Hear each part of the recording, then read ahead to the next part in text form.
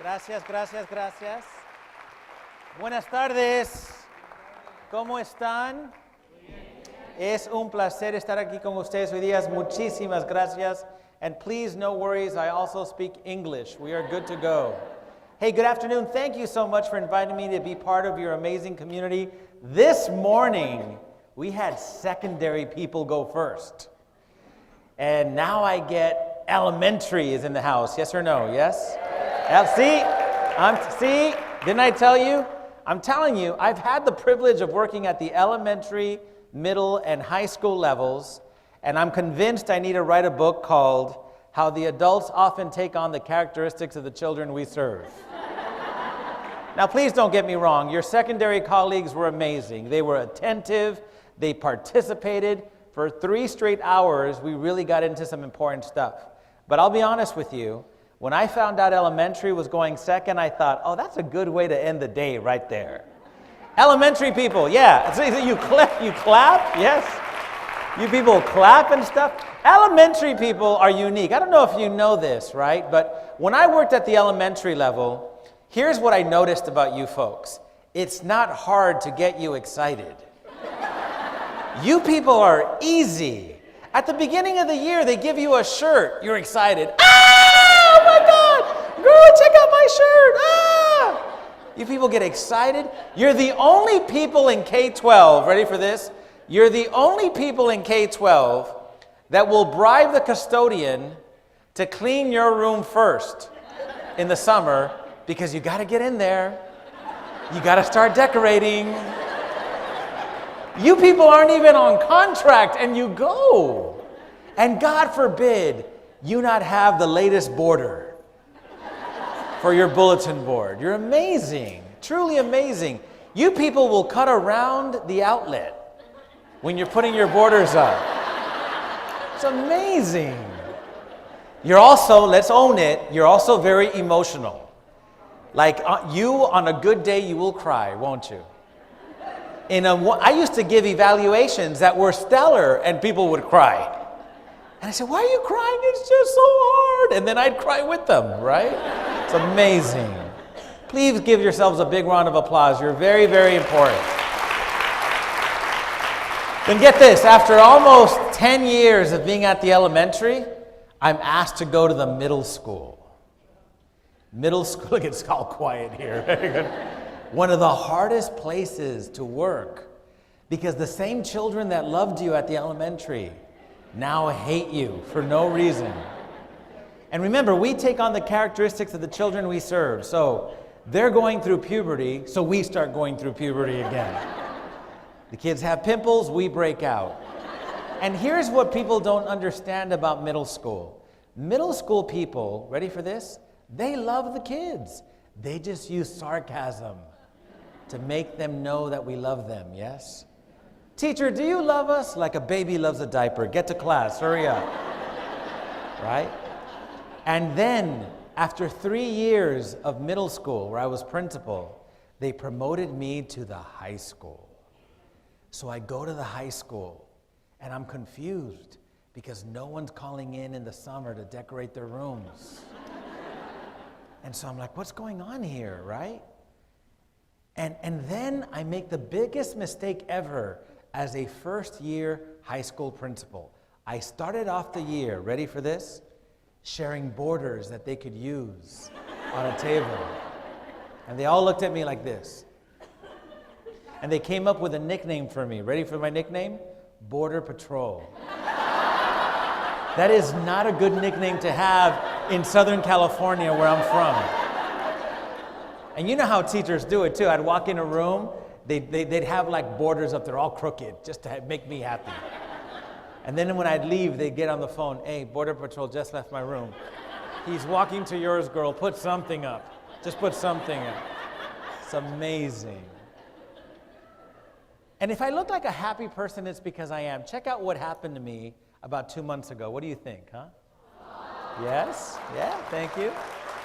Now, let me be very clear. I got married 18 years ago. That's me walking my eldest daughter down the aisle. Yeah, some of you are thinking right now, he goes young, doesn't he? That's my daughter. That's my daughter right there. I'm walking her down the aisle, and it was amazing because, ready for this, I like the guy. My son-in-law came over last night to help fix a sink. I was like, orale, that's the kind of son-in-law I got right there. He's a wonderful guy. That's me walking my daughter down the aisle. I'm the father of 3 girls. These are my 3 girls. Check it out. This one is named Anali. Anali is a freshman in high school, and she's that inquisitive daughter. Anybody got one of those? That always asks questions. I'm not making this up. When she was born, she didn't cry. She came out with these eyes just looking around like, oh, you're the people I've been listening to for like 9 months. The doctor had to spank her so she'd cry, right? And she always questions everything. So I'm the first in my Latino family to become Dr. Cruz, right? About 7 years ago, I got a PhD in institutional leadership and policy studies. Thank you. Very sweet. Thank you. And I graduated from UC Riverside and UCLA, a combination program. And so my whole family, they gave us 7 tickets to go to the graduation. But my cousin works at Staples, so all 43 family members went, right? You know how we do it, right? So all 43 of them were there. My mom is crying. My dad is crying. My cousins are like happy, right? They have a bottle of Patron Silver underneath. They're taking shots every time they mention my name.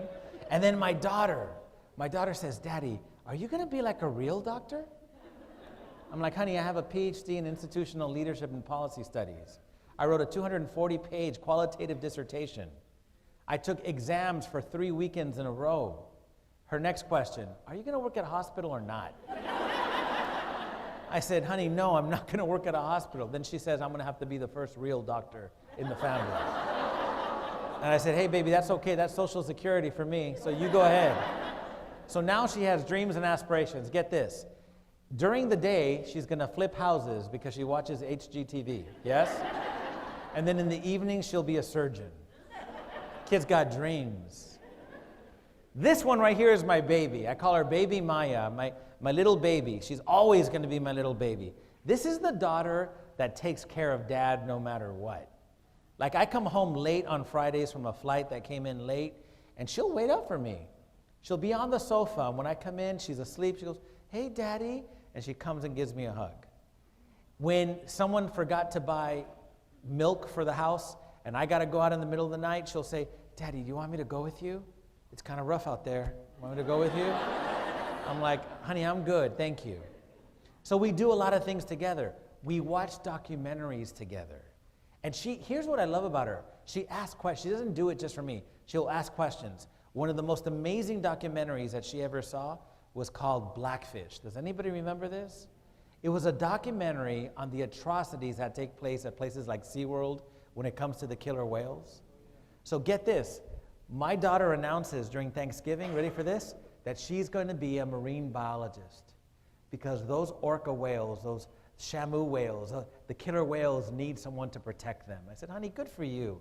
Now this kind of screws us up as a family because every summer we go to SeaWorld because it's beautiful there, right?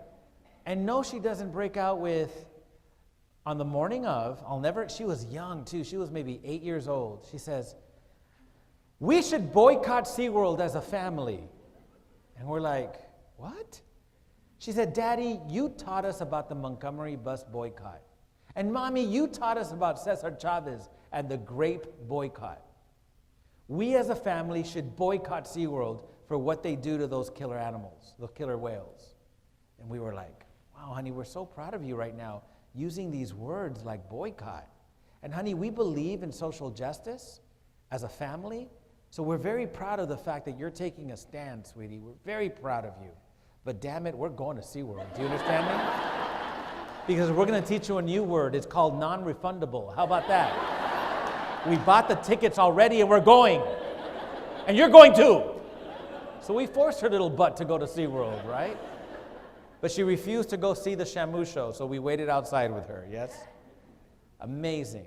Now SeaWorld has announced they're no longer doing the killer whale show. We're going to SeaWorld next summer. We're good to go. And my oldest daughter, the one that got married, check her out. This is what she does for a living. She's a full-on registered nurse. And I'm like Mr. Proud Dad. Like, I go to the hospital just to hear them call her. Marina Cruz, calling Marina Cruz, and I'm thinking, that's my girl. Yeah. She read the speech at her commencement. It was amazing. She was chosen because she was the president of the Nursing Student Association to read the speech at her commencement. And I got so excited, went back to Staples, 47 more tickets, yes. And we were all there. Now, the night before, she comes to me, calls me almost in tears. I go, honey, what's wrong? She goes, Dad, I'm nervous. I don't like speaking in front of people. You do this for a living, Dad. Please help me. I go, honey, of course. Listen to me. Take notes, I said. The first thing you got to do is you got to speak from the heart. So thank the people that allowed all of you to become nurses. You're their voice. So thank the professors. Thank the secretaries. Thank anyone who allowed you to get to where you're at. And I raised you to be bilingual. You better throw some Spanish in there. So throw some Spanish in there and make sure that you show them that you're bilingual, biliterate. And then here's how you end it, honey. You end it with a quote. You end it with a quote that just captures the feelings and sentiment of those of you graduating. So she goes, okay, Dad, I think I can do that. I said, I know you can do this. So there she was. It was like 3 years ago, and she's speaking in front of a huge crowd in Pasadena, California. And as she's speaking, I'm watching her thinking, that's the same little girl whose diapers I used to change. And she says up there, she goes, and so I'd like to begin by first thanking all of you that allowed us to get up on this stage as nurses today. Thank you to our professors. Thank you to our staff. Thank you to the secretaries. Thank you for all those teachers that allowed us to become who we are today. Y también quiero tomar un momento para agradecerle tanto a nuestros padres de familia que sacrificaron tanto para que nosotros estemos en este lugar hoy día. And I'm thinking, ooh, that was good. She went on for a little bit, and then she said this. And in closing, I'd like to thank you for your time and end with the prolific words of Ice Cube, the rapper. And when she said that, I froze. Like, oh crap, I should have been more specific about this one. How do you quote Ice Cube and not cuss? So she gets up there and she says, today is a good day. Bam! And dropped the mic right there. And I was like, my baby just quoted my favorite rapper and did not cuss. It was an awesome day. So I'm surrounded by women, can you tell? 3 daughters, a wife. My mother-in-law from El Salvador, who I love, lives with us. We got 2 Yorkie puppies a year ago, Lulu and Lila, yes? So I prayed to God, God, give me some male companionship. And look who he gave me right here. This is my little man. Yeah, see, the secondary people were quiet when I showed them that. They're like, oh, get to the point, brother, get to the point. Elementary people, oh! This is my grandson, Noah. And he was born 4 years ago. He's about to turn 5. And last year, him and I worked on something that he calls me Tito. For abuelito, he calls me Tito. And together we worked on it. Check it out. I taught him how to go poo-poo on command. And I said, mijo, listen to me. You are a man. When you go, you take a book with you every time. So my daughter says that he almost pooped his pants last week because he didn't have the right book.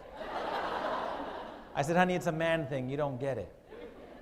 And this little girl joined us about 6 months ago. And this is her today. Look at that. I got güero kids, man. I teach them both English and Spanish because I need them to explain to the authorities, no, really, he's my grandfather. I'm not being kidnapped right now, right?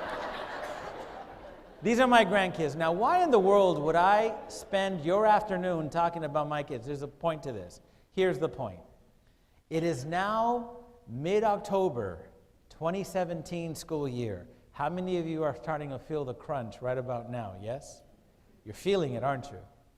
In August, you people were on fire. But now it's mid-October, and here we are, ready for you? Here's the goal that we've been asked to deliver. If you're a public school educator in this amazing auditorium, this is what we're being asked to do yet again.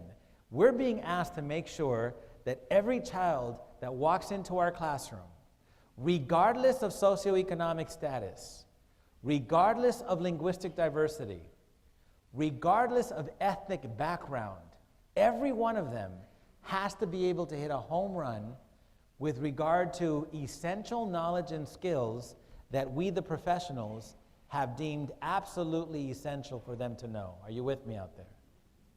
It doesn't matter where they come from. It doesn't matter which family they belong to. Our job is to make sure that every single one of them hit a home run. Because in 2017, if they do not have the skills and content associated with this metaphor of hitting a home run, they're going to strike out in life. That's the kind of pressure we have on us. Now, if that's the case, the children that I just finished introducing you to, my kids and my grandkids, this is my nickname for them. I call them third base kids. Why? They were born on third base. They got this much further to go to hit a home run. Whereas some kids are here or not even in the dugout kids. Have you met those kids? Because here's the point. My wife and I took out an insurance policy when we both graduated from college. And here was our insurance policy. Ready? It's called, in case your teachers miss it, no worries, we got it. Now, let me be clear. My kids have amazing teachers. But once in a while, you folks become overwhelmed and they miss something. In case they miss something, we got it. Because, see, we're an educated mother and father. We benefited from something called college, yes? And so we make sure our kids get it. So we fell in love at an elementary school, my wife and I. And of course, we get married, and what do we do when we buy our first house? We turn one room into a classroom. Kidney table and everything. And my wife, a former English teacher, taught my girls how to write in English and Spanish at a very early age. Can we agree that in 2017, it's pretty cool to be bilingual, biliterate? And that we want every kid to have that? So no longer is it a bad thing to be bilingual, biliterate, because I don't know if you've heard this, there's something called the global economy. And that global economy doesn't just happen in English. So it's pretty cool when kids can speak two languages. So my wife focused on that. We got them reading at an early age. They read like you wouldn't believe today. My kids just finished, my little one just finished reading all 8 chapters of Harry Potter. Not 8 chapters, 8 books. And it's funny because I said to them, listen, this summer, if you do it, we're going to go to Harry Potter World in Orlando. Well, they finished it, so I had to take them. And on the way back, we were taking a Southwest flight, which meant we were going to stop 19 places before we got back to LA. And they begged me, Daddy, please, can we get a book? Because we want to read something. I go, you got your little video game. They said, no, we want a book. Amazing. I'm a former history teacher. So I make sure my kids know what's going on in the world today. This weekend, we had a very big discussion about North Korea. And I talked to them. I said, what would you do in that case? Because here's the history of what's happened in North Korea. Here's why there's a South Korea and a North Korea. Here's why the Russians align themselves with North Korea and Americans align themselves with South Korea. How would you handle this? And we had a discussion around that. I asked them a couple of months ago to tell me the difference between the Electoral College and popular vote. They couldn't do that. So you know what I did, what any father would do on a Saturday morning during breakfast. I broke out with a PowerPoint. And we discussed it. And I gave them a chance to give me their own opinion on how this last election went down. What do you think? And so we had that discussion. When they need help in math, guess what we do? We hire tutors. And my comadre is a math teacher at middle school. So no, my daughter wasn't Skyping her the other day. Nina, so when I simplify quadratic equations, I do this first, right? And there was my comadre saying, Mija, that's exactly how you do it. Let's do another one. See, I'm not worried about my kids. In my household, we don't talk about, are you going to go to college? Guess what we talk about? Which one? They swear they want to go to UCLA, but they're interested in Berkeley, and they want to find out more about Columbia. They have dreams and aspirations. They were born on third base. But when I became the principal of this school, I inherited a school that was amazing. 2,400 kids, all of them Title I. I used to get the report back. 97.2 of your kids are Title I. I never found the remaining percentage that wasn't. And here's the thing, ready for this? We had an amazing group of adults. We were exactly that, a group of adults that loved kids and, ready for this, worked hard. See, that's not the issue in our profession. Let me check it out here in Modesto. Let me see a show of hands. How many of you, as we enter the end of October almost, have worked beyond your contractual hours? Let me see your hands. Oh my God, what a surprise. How many of you, ready for this, spend money from your own pocket for resources for your classroom? Sometimes more than you should, right? Which is why we're broke, yes? So here's the thing. We have the right people, and we have a good, strong work ethic, but at our school, we had a disease. I don't know if you've heard of this disease. It's called low expectations for the kids who come to our school. We didn't see future doctors and future engineers and future teachers. We were hoping that they would make it. Now, everybody repeat after me nice and loud. Nice and loud. Let me hear you. Ready? Hope! Hope. I can't hear you back there in that corner. Here we go. Hope, Hope. Is not a strategy. Write that one down. That's a really good one right there. Type it in, brother. Make sure it goes in there. Okay? Hope is not a strategy. And see, we kept hoping, and we would pray, God, please give us better kids. Kids that want to learn. And while you're at it, God, make their parents really responsible. That would be really, really good. And we kept praying. And nothing. And here's the thing. You know what we were known as? We were known as the athletic school. That was our reputation. We were the athletic school. Our soccer team kicked butt. Our football team, amazing. We had the tallest Chicanos in the barrio. So, man, our basketball team was ready to roll. And here's the thing, ready? We treated the school as such. So that clock right there stuck at 10:29 for 12 years. And of course, my parking space is right in front of the clock. So every time I'd pull up, I'd look at it and go, ay Dios mío, 10:29 again. It was only right twice a day, yes? And so I did what any principal would do. Maintenance, can we please fix the clock? And maintenance would say, we're busy with your fields right now, and your gym needs an extra coat of wax because we were the athletic school.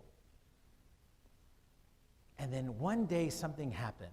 One of our kids who came in 9th grade year from Mexico got a full ride scholarship to play soccer at Stanford. So Telemundo was showing up. And you know when Telemundo shows up, it's a good thing, right? Well, when district office, superintendent, and board members found out that Telemundo was coming to our school, they came to our school to make sure that everything looked clean and good. Because God forbid they're interviewing this kid and on the back it says Northside 13 por vida, right? So there they are. And I'm taking advantage of this. I'm like, and our bushes need trimming. Okay, yes, let's trim the bushes. And we need a new yellow line right here. So I'm taking advantage of this. And then it hit me. I know how to fix the clock. So I hurried to the front office. They were on our campus. And I picked up the president, the student body president, Maria. I said, Maria, we're going to make announcements early. Here's what we're going to say. You say this, I say this, and together we say this. She goes, okay, Dr. Cruz. I go, if we do this right, we might fix our clock. Okay. So here's what we did. Good morning. Buenos dias. Welcome to another exciting day of learning. That's right, Maria. Learning here at Baldwin Park High School. Baldwin Park High School, where it is always 10:29 a.m. And the board president heard that, looked at the superintendent, said, we got to fix that clock. 3 days later, that clock was fixed. 3 days later. And I thought to myself, that's how you get stuff done. But you know why else we were the ghetto school? Have you heard that term before? The barrio school? Because of something called API. You remember API, don't you? What did it stand for? That's right, Affluent Parent Index, yes. So the API, let me remind you, had 5 categories: advanced, proficient, basic, below basic, and our infinite wisdom as Californians, we came up with a fifth category, far below basic. Because God forbid you be below basic and not far below basic, right? Idiots. Anyway, so that's what we had. And our API the first year was not very high. Remember, all schools needed to be at 800. So where were we? 478. But we were a high school crowd, so you know what we said, right? Oh, thank God. Jeez, God forbid we start off high. Like you want to start off low, and that'll be your baseline data. And then you can work your way up. So the next year, we went from 478 to 551. Everyone was talking about us. Mira los cholitos. Oh my God. Those little gangbangers did good. I always tell people in the East Coast, in California, real gangbangers don't go to school. Do you have these in Modesto? Wannabe gang kids. They wear size 46 pants and a size 22 waist. They're wannabe gang kids. And everybody was like, look at you. And then it happened. Look, not much growth here. Look at that. We had one more bump, and then, ooh, these were the tough years right here. Because there was very little growth. The state of California put us on academic probation. They sent letters that we had to pass out to all our families. The letters went like this. Ready? Your child attends a low-performing school. This is unacceptable. You as parents have the right to send your child anywhere else. All the other schools are filled, but you need to figure that out. Our parents looked at that like, okay, that's nice. That's Baldwin Park High School. That's where our kids are going to go. And this is when we discover another disease at our school. Now, I don't know if you all have it here in Modesto, because you guys are so friendly and so nice. But you know what? After this, I got to go to Montreal, Canada. Tonight, I go out there. Because they have something called First Nation kids, Indigenous kids. And apparently, those kids aren't making it, and they have the disease. Now, last week, I was in Texas. Before that, I was in New Jersey. And then Phoenix, Arizona definitely has it. They definitely have it, right? Nevada has it big time. And Wisconsin, believe it or not, the cheese people, they got it. Now, I don't know if you have this disease in Modesto. Earlier today, the secondary people said they did, but maybe it's just a secondary thing. Do you have this disease called adult drama when we need to change? See, I didn't think so. In Spanish, we call it the telenovela of schools. See, it's when the adults realize, oh crap, we might have to change some of our practices, some of our policies, and some of our procedures, and people go nuts. Change the schedule? What do you mean change the schedule? We haven't changed that schedule since 1954. It's tradition. Que RTI, que nada. We're not doing the changing schedule thing. Ooh, or how about this one? Have you heard this one? Excuse me, change my lesson plan? Why? Why? I've been using it since 1985. And it's laminated, damn it. We don't change anything that's laminated. Have you heard that one? Oh my God, we went crazy. It was nuts. And it was tough. But you know what? We got through it. And look what happens when we got through it. See, 2009, we go from 649 to 688, 710, 722, 730. Now, let's be honest, you know this. We're a low-income school, Title I across the board, have a whole lot of kids learning English as a second language. Many of our families have never been to college. We have first-generation college kids coming through. For a school with our demographics, to get to a 730, pretty impressive. But everyone always compared us to the other school in the community. Because see, the other school in the community, that was the academic school. See, we were the athletic school. Sierra Vista High School, They were the academic school. Let me give you a point of reference. Some of you might remember a fascinating movie in the 1970s that this really captures beautifully. Do you remember a movie? Should have won an Academy Award. The name of the movie was called Meatballs. Anybody remember this with Bill Murray? Do you remember in that, young people, Google Meatballs when you get a chance, okay? Great movie.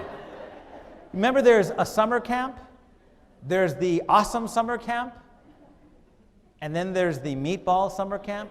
We were the Meatballs high school in our community. And you know what? Honestly, everyone always compared our API to make a point. Look, in 2007, an 11-point difference, then a 20-point difference, then an 18-point difference. And then something happens in 2010.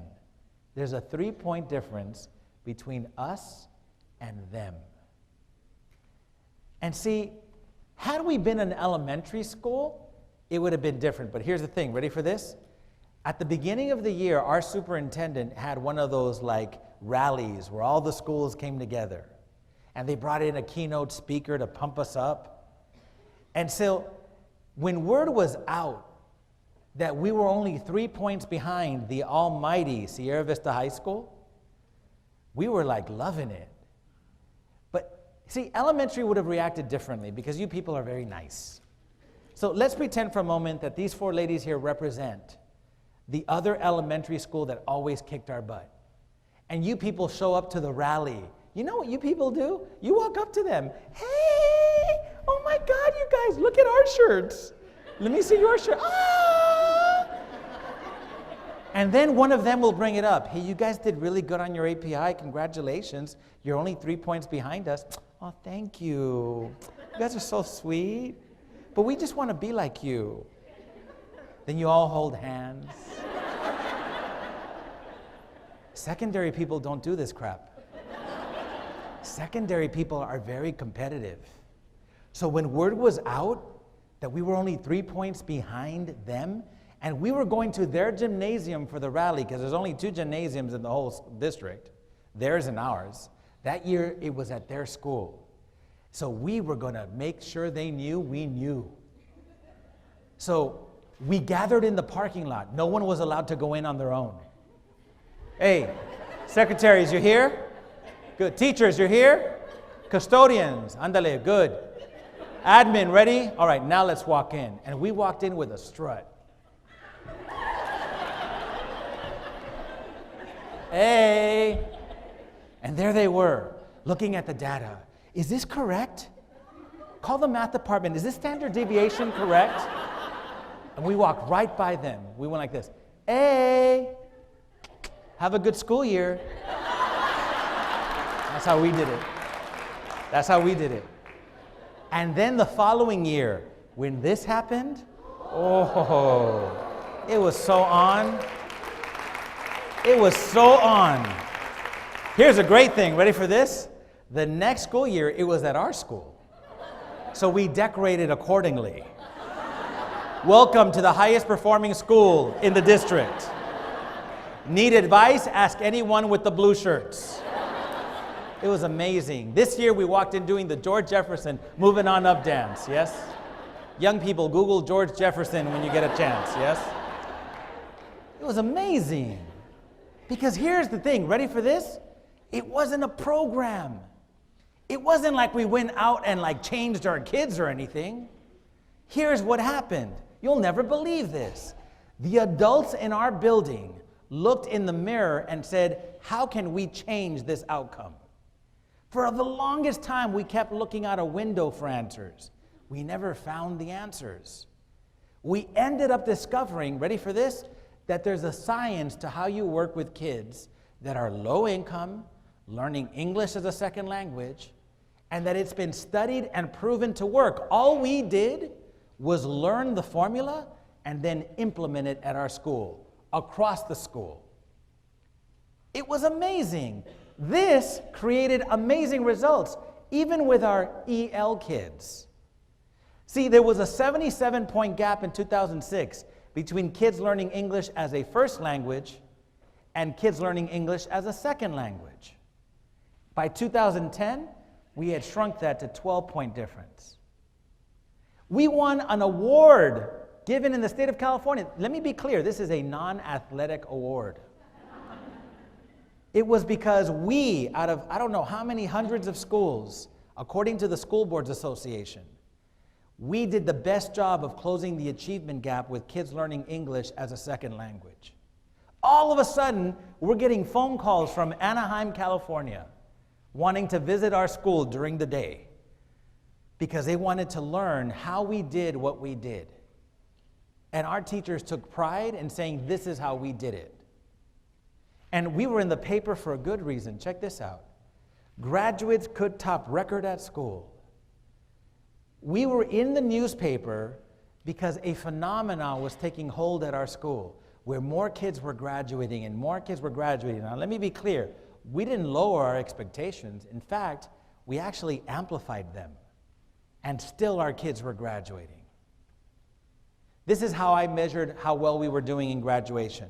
I would stand up there at the podium and I would see how far the chairs went out. In 2006, we got as far as to the 20-yard line. In 2012, when I left, the custodians were arguing because they didn't have enough chairs for graduation. That's a good problem to have. In 2012, we achieved a 92% four-year graduation rate. Now, let me be clear. These are kids who come in freshman year and by senior year have passed all their courses and something called the KC. Does anybody remember that? The California High School Exit Exam. Now, everybody repeat after me nice and loud. You already got hope is not a strategy. Here's the next principle I need you to learn, okay? Ready? Nice and loud, let me hear you. In God, we trust. Everyone else needs data. That's a good principle to know. See, look, trust in God all you want, but everyone else is going to need data. Now, here's what we learned about data. 92% is good, but how do we know it's good until we have a point of comparison? Because we didn't fall into something called the DRIP syndrome, data rich, information poor. We wanted to make sure we understood what the significance of 92% was. So we compared ourselves to other schools. Other schools just like ours.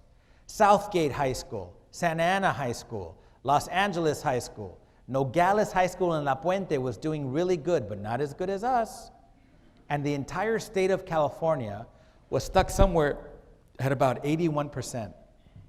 Back when we were 91.2%, we were doing something right. Then we compared ourselves over the years. In 6 years, we went from 74% to 92%. See, this is not called a fluke in the data. Something is happening. And ready for this? Here's the best part of what I have to share. In 2012, I left the school. After 6 years of being a high school principal, I decided it's time for someone else to be principal, and here's what I really wanted to find out. Ready? Could this continue with me not being the principal? Because that's where it matters. It doesn't matter what I can contribute. It matters what happens after I leave. So there I was at a conference 2 months ago, San Jose, presenting at a PLC conference. And as I'm walking to the stage, I hear someone say, "Hey, Border Patrol." And it was the leadership team from our school. And I rushed over there, gave them a hug. I hadn't seen them in years. I rarely go back and visit. It's very hard for me to go back. And so I said, "How are you guys doing?" You know what they shared with me? And I looked it up to make sure they weren't lying. Their graduation rate isn't 92% anymore. It's 96.3. It's 96.3. Now, here's the key. It happened while I wasn't the principal. Are you following me here? So I would love to stand up here and say, "Ladies and gentlemen, I'm the reason the school did so well." But that would be false. Because see, there's something called teacher leadership that is extremely powerful.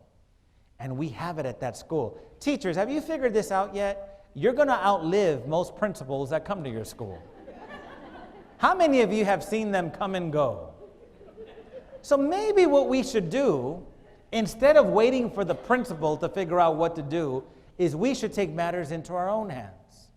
Maybe we should figure out the science behind what we need to do so that when a new principal comes, this is what we say to them. Hey, new principal, welcome to our school. Happy to have you. Congrats, you did really well on that interview. Congrats. Hey, listen, here's how we have figured out how to make sure all kids learn. Because you see, we work with non-third base kids, and it's 2017. So our job is to make sure that they learn, this is how we do it. We look forward to hearing how you're going to contribute to that.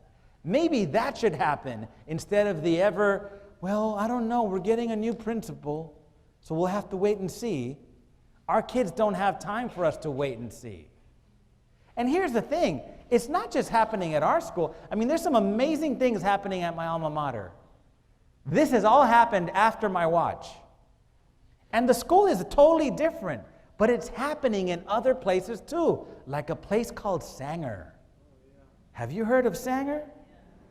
Sanger has this reputation. Ready for this? I don't know if you know this. It's one of the highest performing school districts in the entire state of California. They're so good at what they do, ready for this? That they have what's called an open house, where twice a year, any school district or school can visit to see how they've embraced change so that all kids could learn. Special need kids, EL kids. I never thought I'd go to a place called Hermiston, Oregon. But I get a call from Wade Smith, their deputy superintendent. I was doing work in Puerto Rico at the time, kid you not. I get a call, and this is what he says. Dr. Cruz, we heard you speak at a conference about all kids, so we'd like to hire you to come work in Hermiston. I said, what's the issue? Well, our demographics have changed. Let me get right to the point. We're mostly a white community with a whole lot of new EL Latino kids. So we need your help. And then I prayed, please don't say take them back with you to LA. Please don't say take them back with you to LA. He didn't. You know what he said? He said, these are our kids now, and we need to make sure that they hit that home run you talk about. This was mostly an elementary district, and I've never worked with elementary school principals that were all white males. At an elementary level, usually you have a female in there somewhere, but I have never worked with more committed leaders and leadership teams than in Hermiston. It's one of my favorite places that I've ever been to. Then there's this place, Los Lunas, New Mexico. I had never been there. You want to talk about poverty? These kids are poor. And here's the thing, ready for this? You know it's out in the boonies when on the first day I'm supposed to be there, the principal calls and says, navigation won't get you here. We're not on the map. I'll meet you at the liquor store. Just follow me in. I followed him in, and I'm not joking. I'm not making this up. The school is located in what looks like a desert. All around me, all I see is sand. And at 7:45, there's this like dust storm. Those are all the yellow buses pulling up to drop off these beautiful kids. Last year, they decided it was time to change. It was time to stop looking out the window and start looking in the mirror. And you'll never believe what happened. In New Mexico, they grade their schools, A, B, C, D, F. They were at a D-. Now they're at an A-. Because that faculty and staff decided on our watch, our kids are going to learn. And ask me if I ever thought I was going to go to Farmerville, Louisiana. Farmerville, Louisiana, some of the nicest people I've ever met. That Southern hospitality thing is real. Like, they will take you in. When they found out I was staying at a hotel, they were like, you can stay in our room. What are you talking about? You're our guest. They're amazing. Here's the issue they got. Ready for this? They have poor black kids and poor white kids that used to be able to go straight into farming. But farming has changed. So now these kids are finding themselves without a job, dropouts out of high school, and they have an epidemic going there. So we dedicated 2 years to figuring it out together, and then he sends me this. Union Parish High School grad rates top state average. It doesn't matter if it's a high school, middle school, or elementary school. I have seen in the last 5 years what happens when a faculty and staff decides we are here to make sure every one of our kids makes it. Every one of them hits a home run. And so here's the thing, my friends. All these schools, and I believe this describes you as well, correct me if I'm wrong, came to grips with the fact that we're not just teachers. That's like the worst thing. I'm a very peaceful man now. When I was younger, I was a little bit more rebel. But here's the thing, ready for this? I can't stand it when people make assumptions that we're not an important profession. I would argue that we're the most important profession in society, because anybody who becomes anyone has to go through people like us, yes or no? So see, we make other professions.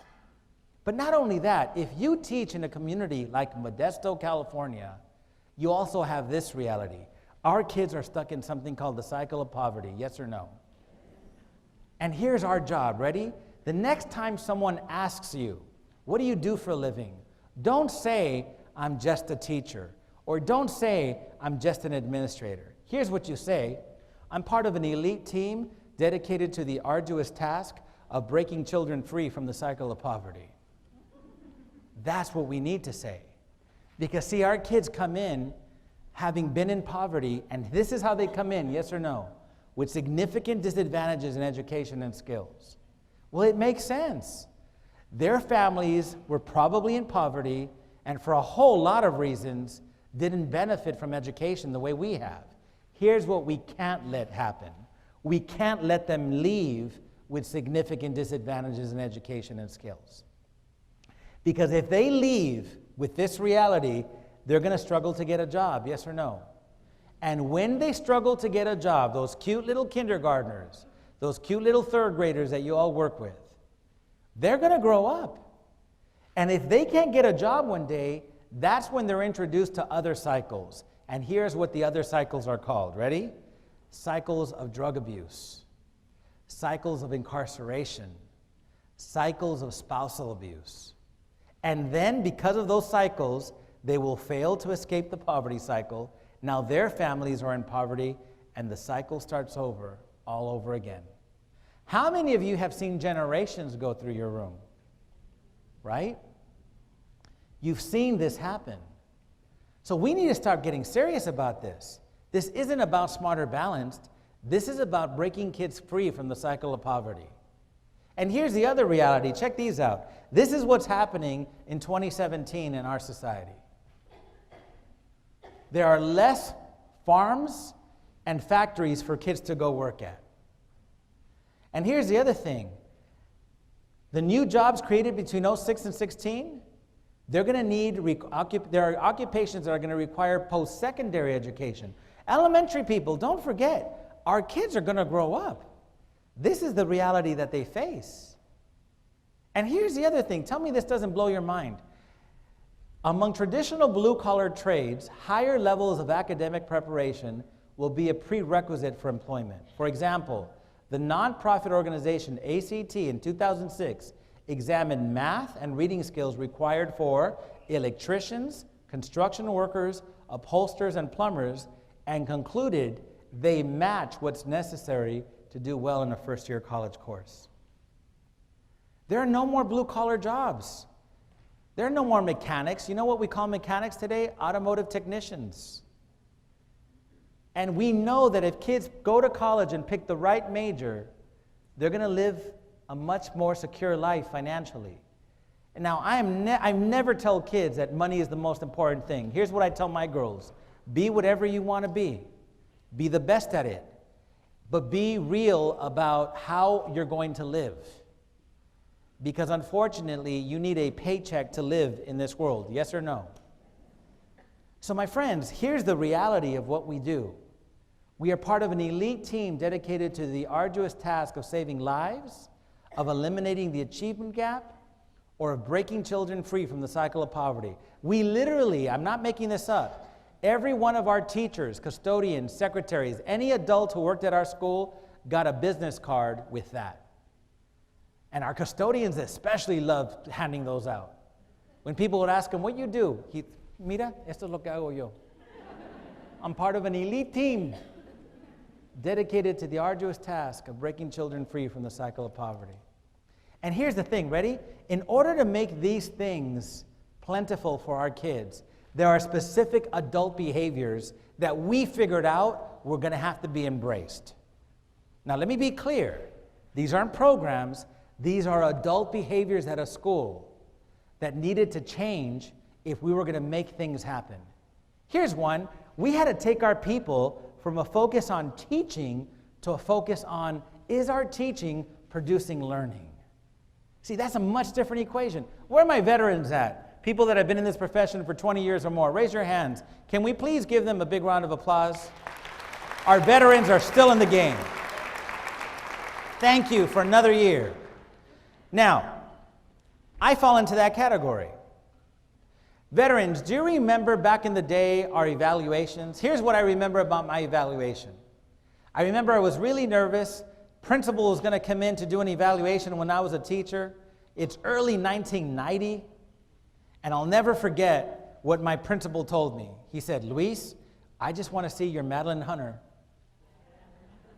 Young people, Google Madeline Hunter when you get a chance. Veterans, do you remember Madeline Hunter? Yes. Uh-oh, check out my anticipatory set. My direct instruction, my checking for understanding, my guided practice, and then I go to independent practice. Do you remember that? I put on one heck of a dog and pony show. It was awesome. As he's in the back, I see him going like this. Ooh. Ooh. And every time he went, ooh, I was like, all right. Then he called me in his office to do the post-evaluation.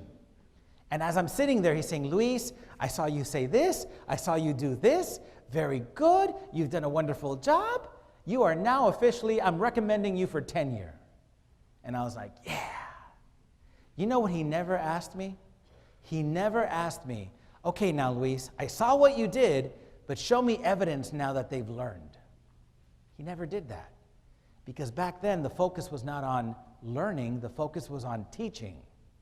Today, if we're really serious about all kids breaking free from the cycle of poverty, you know what we need to do? We need to ask ourselves, did my teaching, as good as it looked, produce evidence of learning? Because if there's evidence of learning, then all right. But if not, got to go back to the drawing board. See, that's a hard behavior to embrace in today's world. Here's one. Have you figured out, anybody figured this one out?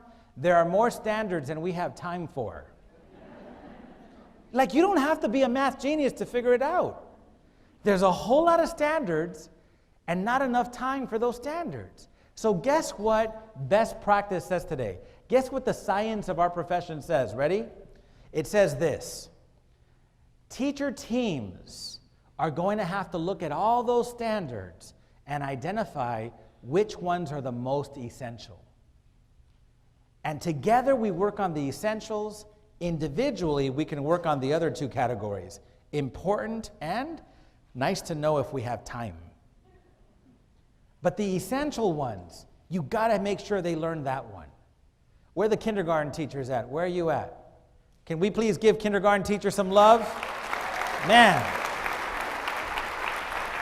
Kinder's a tough grade. People think it's easy because they're so cute. They're monsters. They're monsters. Now, kindergarten people, you have a whole lot of standards, but I'm going to guess here, this one's essential. Letter sound recognition. Like, you cannot let them leave without that letter sound recognition. And counting to 100 is huge now, yes? See, those are the essentials. And here's the other thing. Ready for this? We're going to have to move from individual teachers creating assessments to collaborative teacher-developed assessments. Have you heard of these? Common formative assessments. Common summative assessments. See, if they're not common, then how can we compare data? So this is coming from the science of our profession. This one's big too. From one opportunity for students to demonstrate learning to multiple opportunities for kids to demonstrate learning. If they don't get it, it's not, I got to move on. It's, okay, tag him. We got to make sure that we get him there because the end of the year isn't here. We got to make sure we get him or her where they need to be. Here's another one. I don't know if this one makes sense. We have to move from viewing our EL students as a deficit to embracing them as HTB kids. Now, what's HTB? I say we start a movement. Let's not call them EL kids anymore. Let's call them what they really are, halfway to bilingual. And you told me earlier, yes or no, that bilingual is good, yes? So maybe we should view them as what they are. They're halfway there. We just got to give them this other dose of this language so that they're fully bilingual, biliterate. Because this one's big too. We had to move from an assumption that, okay, those are your kids and these are my kids, to these are what, everybody? Our kids. Oh my goodness. Has anybody here ever been to Sioux Falls? Sioux Falls, South Dakota. Anybody? Amazing place. You'll never believe what happened to me there. I was giving a big talk. I think I was in Houston, and sitting right in front were these 3 teachers that kept taking notes. And after I was done speaking, they said, Dr. Cruz, we're from Sioux Falls. We'd like you to come, please, because we have a lot of EL children in our schools. And I said, okay, yes, my people have spread everywhere, absolutely. And so I said, okay, set it up. I gave them the number to call. They actually followed through. And next thing I know, I'm flying to Sioux Falls, South Dakota. Now I'm going to keep this real. I don't have time to be politically correct. When I land at that airport, here's what I noticed. Ready? I looked around and I'm all, damn, I'm the only Latino in here. The next day I get to the school where I'm working. I'm standing in front of what appears to be about 35, mostly white, mostly monolingual teachers. And this is how I started my day. Ready? This is what I said. Listen, thank you for inviting me, but before we get started, I'd like to ask you a question. Who here is in charge of the EL kids? What I saw next, I've never seen before. Every one of those teachers stood up.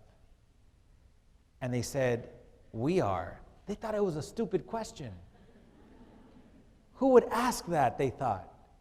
So I said, okay, great. Now that I know all of you in charge, let's get into this. You'll never believe what I did for 6 hours. I taught them CLAD strategies. Do you remember CLAD? I taught them how to break down instruction in a way that falls into something called sheltered instruction. I taught them the importance of lowering the affective filter. When you get a girl named Maria in your class, don't call her Mary. When you get a Louis, don't call him, when you get a Luis, don't call him Louis. Call them their God-given name. Make them feel like this place respects me. Then I taught them strategies like preview, review. I taught them academic sentence frames. And as I'm teaching them academic sentence frames, they're eating it up. One lady yells out, "This is like Mad Libs." And I said, yes, it's like Mad Libs. They're excited. They come back early from lunch. They want to practice. I left and they were on fire. I still get emails from them today. Dr. Cruz, look at our data. Because in God we trust. Everyone else needs data. And they compare themselves to all the other schools, and they're killing it with regard to their EL kids. They're halfway to bilingual kids. We're making sure that our kids continue to move forward. Si se puede. They're so cute. They're amazing. A couple of months ago, I was in El Paso, Texas. El Paso is a border town. Do you get this? In the faculty that I was working with is an elementary school that's literally on the border. There's plenty of teachers that speak Spanish, many Latino teachers. And this is what I asked, same question. All right, before we get started, who here is in charge of the EL kids? This is what I got in El Paso. Ready? Rosa, stand up. They're talking about your kids. And Mr. Martinez, you're her aide. Stand up. Oh my God. We got to get our Sioux Falls on. Are you following me here? We have to move from a language of complaint to a language of commitment. How long are we going to make excuses for why our kids can't? I'd understand if there was no other schools that were doing this, but there are. So here's the big question. How willing are we to embrace some of these practices? And you know what we found? as we introduced our faculty and staff to these practices, this science, we came to grips with the fact that resistance was alive and well at our school.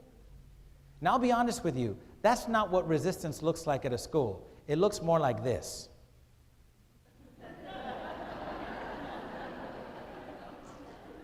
Yeah, no. I don't think so. We fake the funk well. See, and here's the thing. We had to embrace the fact that this was a reality in our schools. Let me see if you agree. I want to see if you agree. Do you agree on this statement right here? The vast majority of people in our profession are hardworking employees who entered this profession because they wanted to make a difference. Yes or no? Yes. How many years have you been in education, sir? 15. Brother, you look good. 15 years. Why did you enter this profession 16 years ago? To work with kids. To work with kids, yes? Ma'am, how many years have you been in? 14. Why did you enter this profession? Same reason, to work with kids.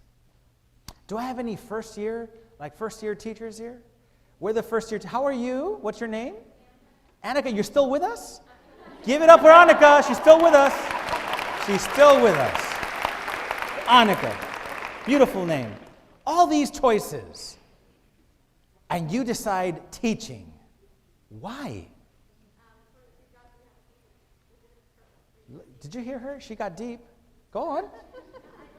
She said, say it. I love what you just said. She said it's one of the few jobs in the world where you have a sense of legitimate purpose.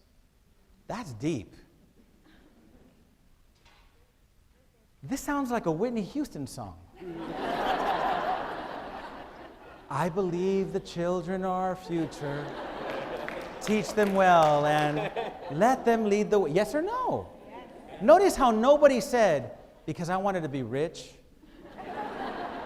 None of us, if that's why you entered this profession, man, some counselor screwed you. Because that's not why we enter this profession. No one said, you get summers off. Everyone enters the profession for the right reasons. I wanted to make a difference. I hear this one a lot. I had a teacher that helped me, and I just wanted to give back. But if you agree with that statement, would you also agree with this one? The hardest part of educational reform is not the kids. It's the adults. Oh my God, you're clapping.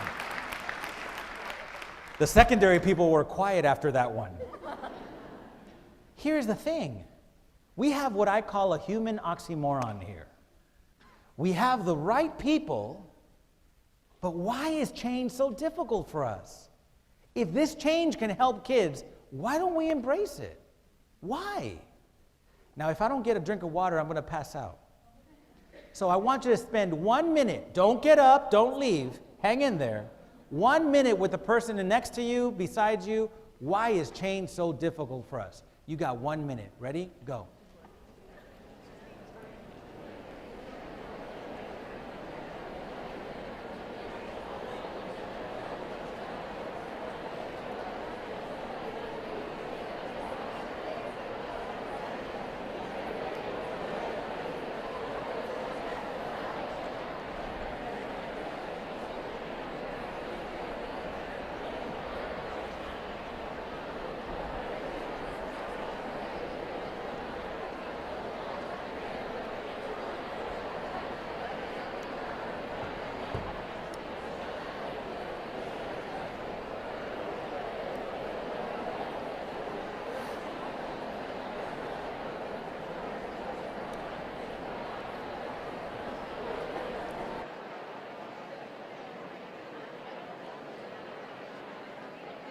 Yeah.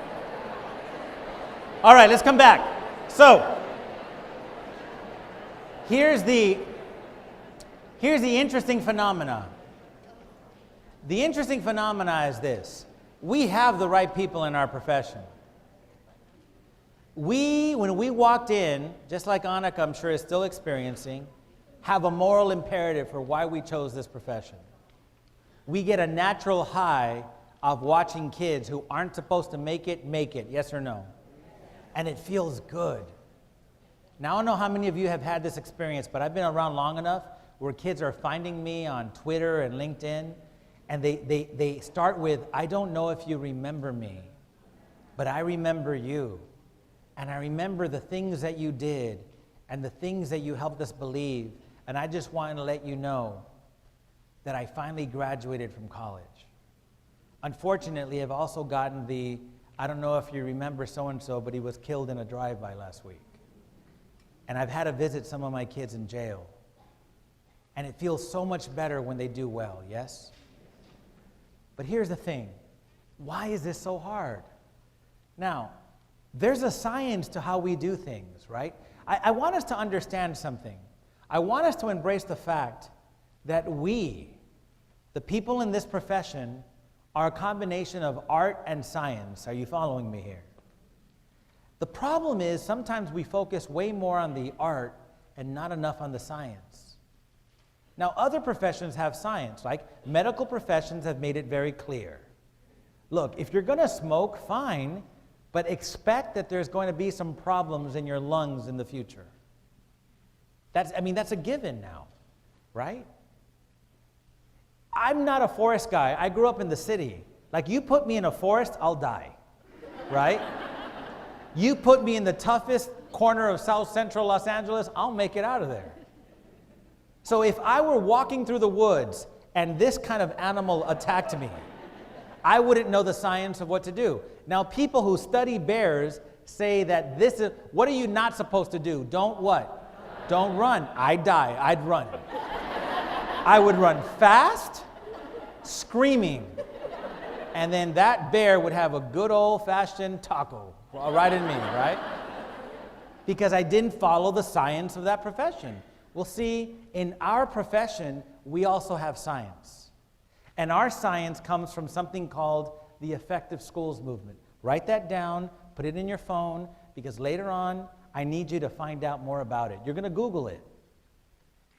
Because this is the science of our profession, especially if you teach in Modesto. Why?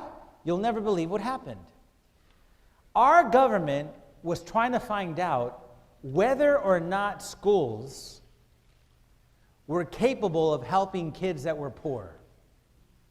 So they hired a very prominent educational researcher at the time. His name was James Coleman.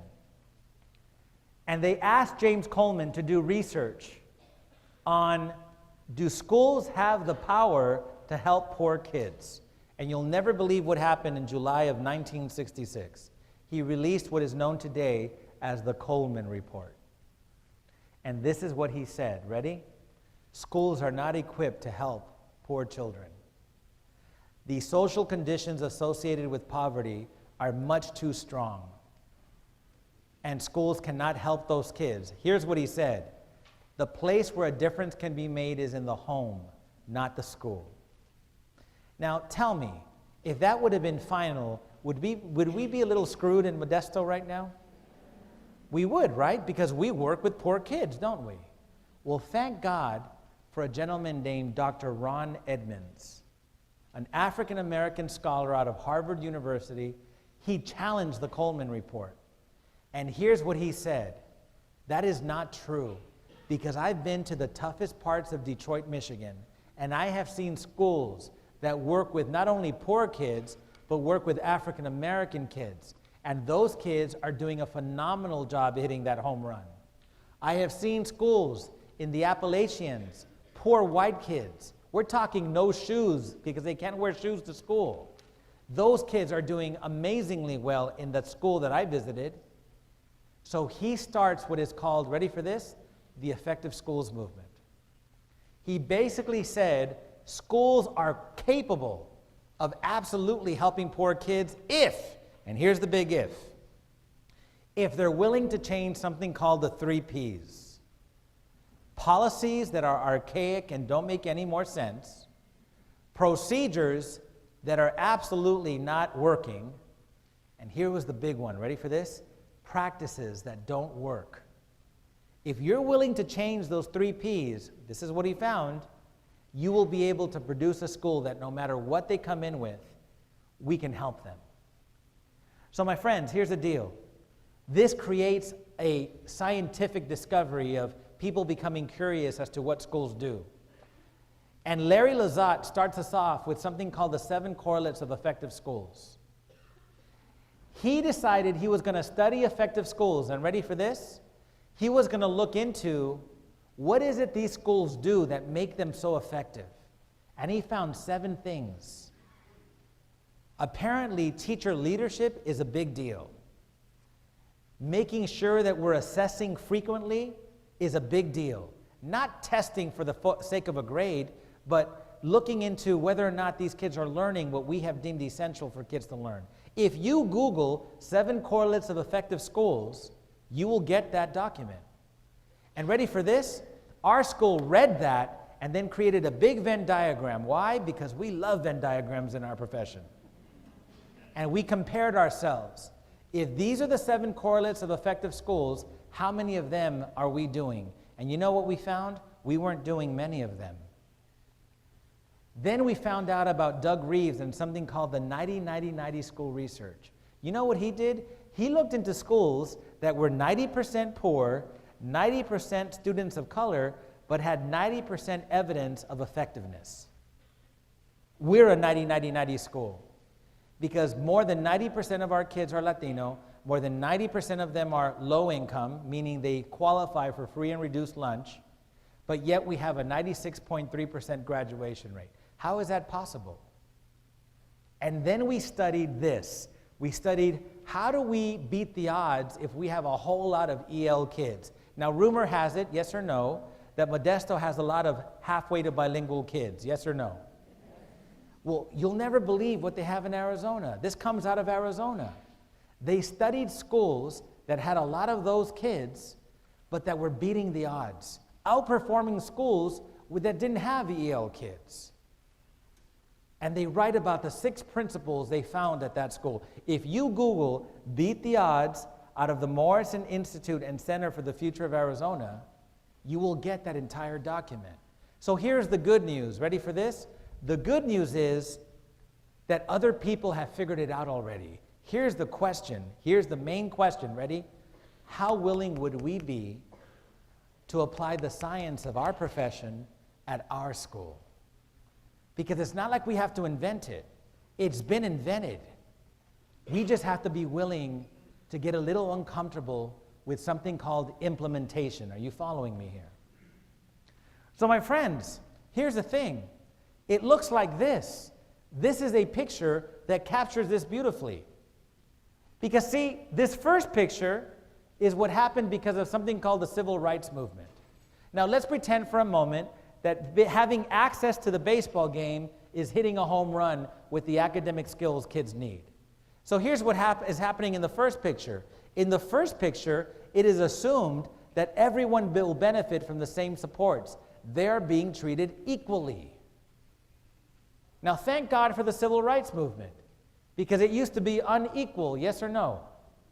Now we at least have equal. But you know what our kids are going to need? Especially our EL kids, our special need kids, they're not going to need equal, they're going to need equitable. I give a talk at UCLA once in a while, and when I've had a chance to speak there, I ask the young kids, hey, what is the definition of equity? You know what the number one answer I get is? Equal. Equity is actually the opposite of equal, but for the right reasons. This is equity. In the second image, individuals are given different supports to make it possible for them to have equal access to the game. They are being treated equitably. You see the little guy there? That's our EL kid right there.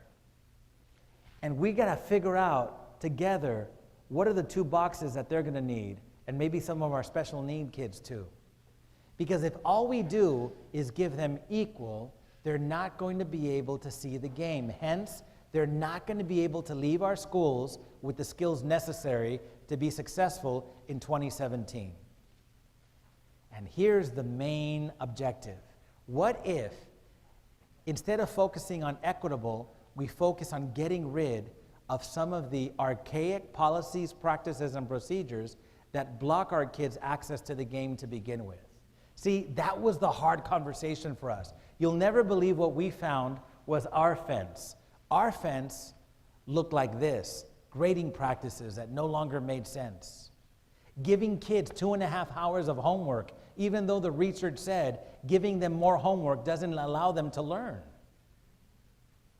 We were pulling kids out for pull-out ELs, and they were missing essentials in math and reading. That made no sense. We had created a wall and didn't even know we had created a wall. So here's the thing. Unless we start embracing this, we're going to run into some problems. Now here's what I'd like you to do for 2 minutes, just 2 minutes. I'd like you to do this. I'd like you to stare at that picture and with the people around you, have this conversation. How is that our school? Do we have image 1, image 2, or image 3 at our school? Think about your kids. Let me say it again. I'm not questioning that we have the right people who care about kids. What I'm questioning is this. Ready? I'm going to get deep with you. Maybe the system that we have was never meant for all kids to learn. Maybe our public school system was created for some kids to learn and some kids not to learn. I'm going to get even deeper with you. Ready? Here it comes. Maybe the reason we have an achievement gap is because our system was designed to produce one. What we've done as a society is that we've implemented race, immigrant status, and linguistic diversity as determinants that predict who will make it and who will not. Quick conversation at your seats, please. How is this our school? Yay or nay? Ready? Go.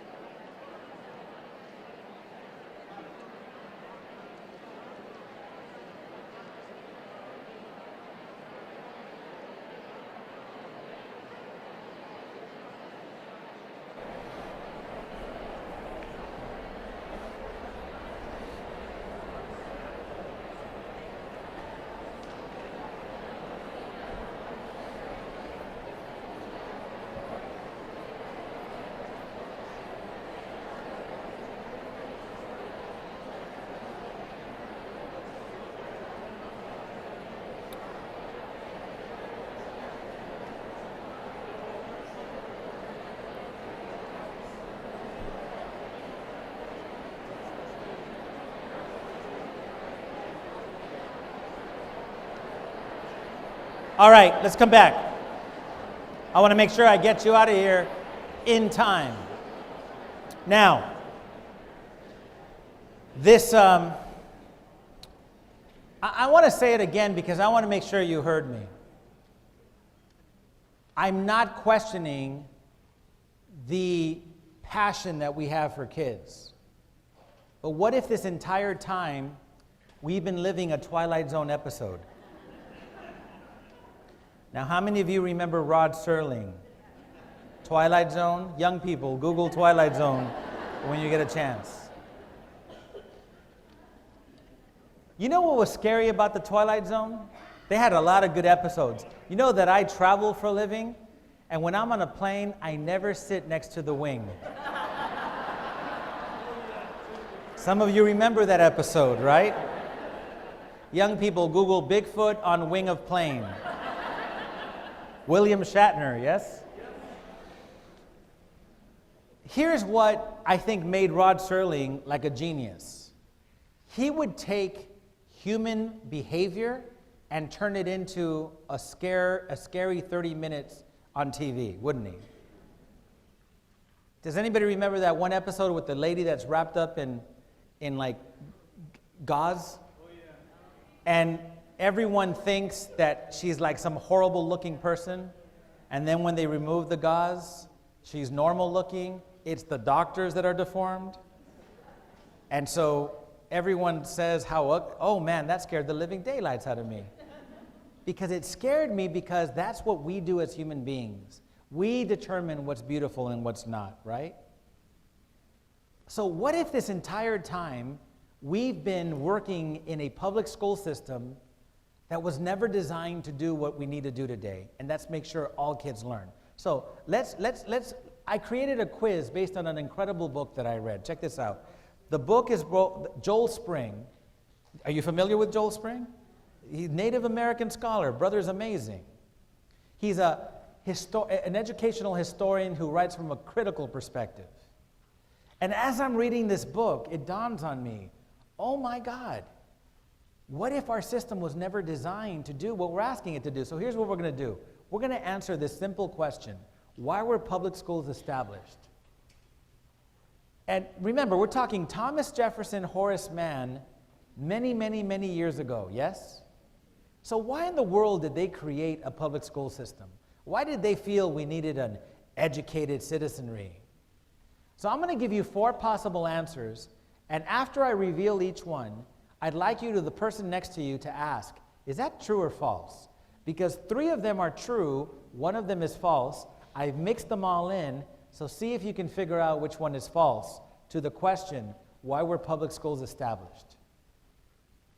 Question is, why were public schools established? Possible answer A. Public schools were established to sort and select cohorts of people into specific societal roles. How about this one? Public schools were established to protect the power of the elite by controlling the economic and political ideas of what would be taught to students? How about C? Public schools were established to ensure the dominance of Protestant Anglo-American culture over other evolving ethnic groups. Or is it D? Public schools were established to make sure that all students learn at high levels. At the count of 3, yell out which one's false. 1, 2, 3. D. Thank you. You got it. It took the secondary people a little bit. They got it, though.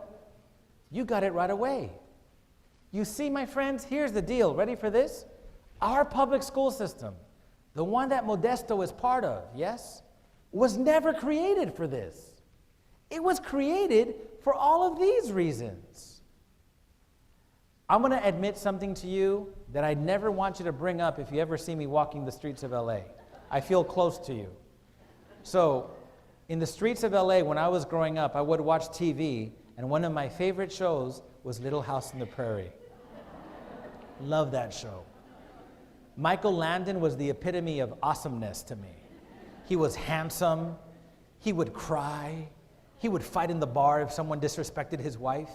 He even saw God once. It was amazing, yes? Do you remember Mary, the daughter on that show? Mary was the blind daughter. Remember that? She marries a guy that's blind also. Do you remember that? But I don't know if you ever caught this episode. He gets his sight back, and then he decides, I want to be a lawyer. Do you remember that? I have a fan right here. Very good, yes? She remembers that entire episode, yes? So here's the thing.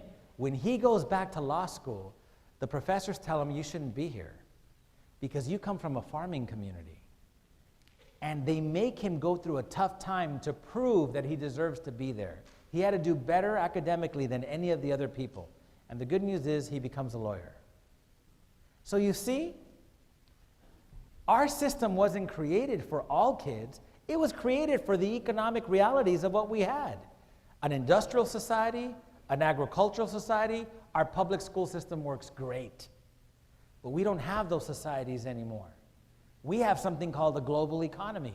Do you really think Thomas Jefferson and Horace Mann envisioned a day when we would be economically competitive with countries around the world? They didn't write a chapter called, and here's how you help EL kids. They didn't write a chapter called, and for your special need kids, this is what you do. They left it up to us to change accordingly. But here's the problem. We don't like change. You see, we begin every school year like this, trying to fit a square peg into a round hole. And you know what? Especially elementary people. You people are up for the challenge in August.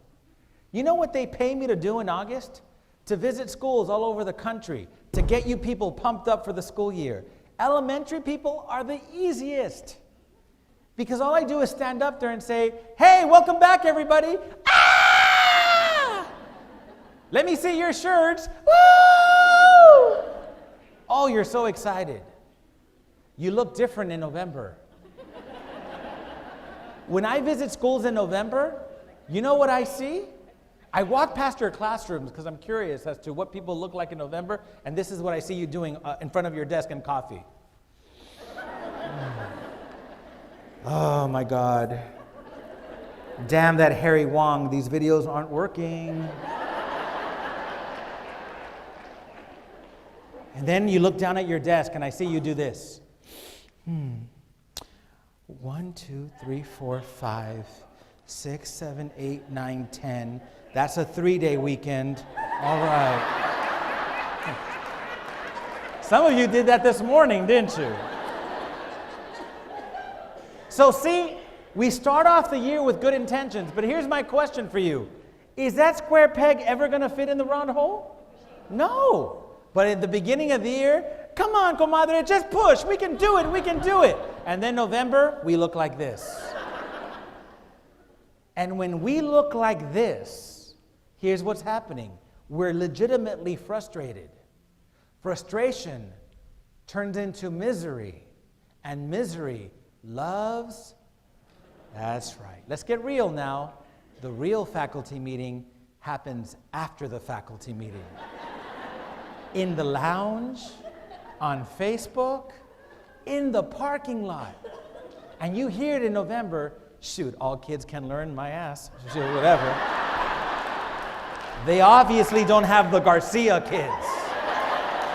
Because if they had the Garcia kids, Cruz wouldn't be up there saying, all kids can learn.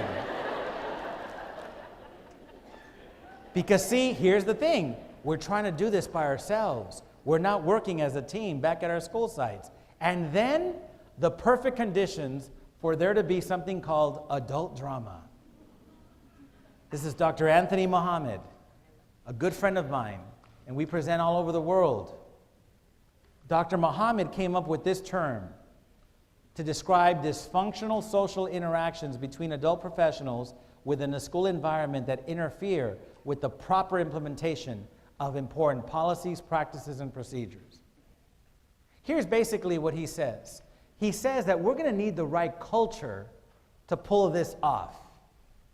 See, if we don't have the right culture, none of this works. Now, let me ask you a question. How many elementary schools we have here today? How many? A whole lot. Here's the thing. Can we agree on this? Every one of the schools represented here today has a culture. Every one of them. It's impossible not to have one. So oftentimes I ask people to describe, what's this thing that we all have? Like, what does it look like? I had a man in New Mexico said this to me. Ready? He said, Dr. Cruz, school culture is the vibe we get when we walk into a school. You know why we were known as the athletic school? Because when you walked into our school, ready for this? Right behind the secretary, guess what we had in full display? Every trophy, every banner, and we had 2 big poster-sized pictures of kids, the female and male athlete of the year. Now, there's nothing wrong with athletics at a high school. I would argue that's an important part of life in high school. But it's a problem when you're not a student athlete, you're an athlete student. And at our school, kids were athlete students. Ask me if there was a picture of the salutatorian anywhere or the valedictorian anywhere. No. When I first got there, I tried to change a little bit of the schedule, and the counselors loved it. They were like, oh, Dr. Cruz, that's a good idea, but you better run that idea by Coach Zimmerman. I said, who's Coach Zimmerman? Your new athletic director. If he doesn't like that, then we can't have this, because see, as much as I like Coach Zimmerman, he had a problem with certain aspects that would interfere with his athletes. Are you following me here? In San Diego, a woman gave me a better answer for the question, what is school culture? Here's what she said, ready? She said, school culture is the soundtrack of your school. Get this, according to her, she says that as we're working during the day, there's a song playing in the background. Now, if you go back to work tomorrow and you pay attention and you hear, ain't no mountain high enough, I want my kids going to that school. But if you hear Guns N' Roses, Welcome to the Jungle, I don't want my kids anywhere near that school. So here's the question for you. Ready for this? Here's topic of your next faculty meeting. What's the soundtrack at your school?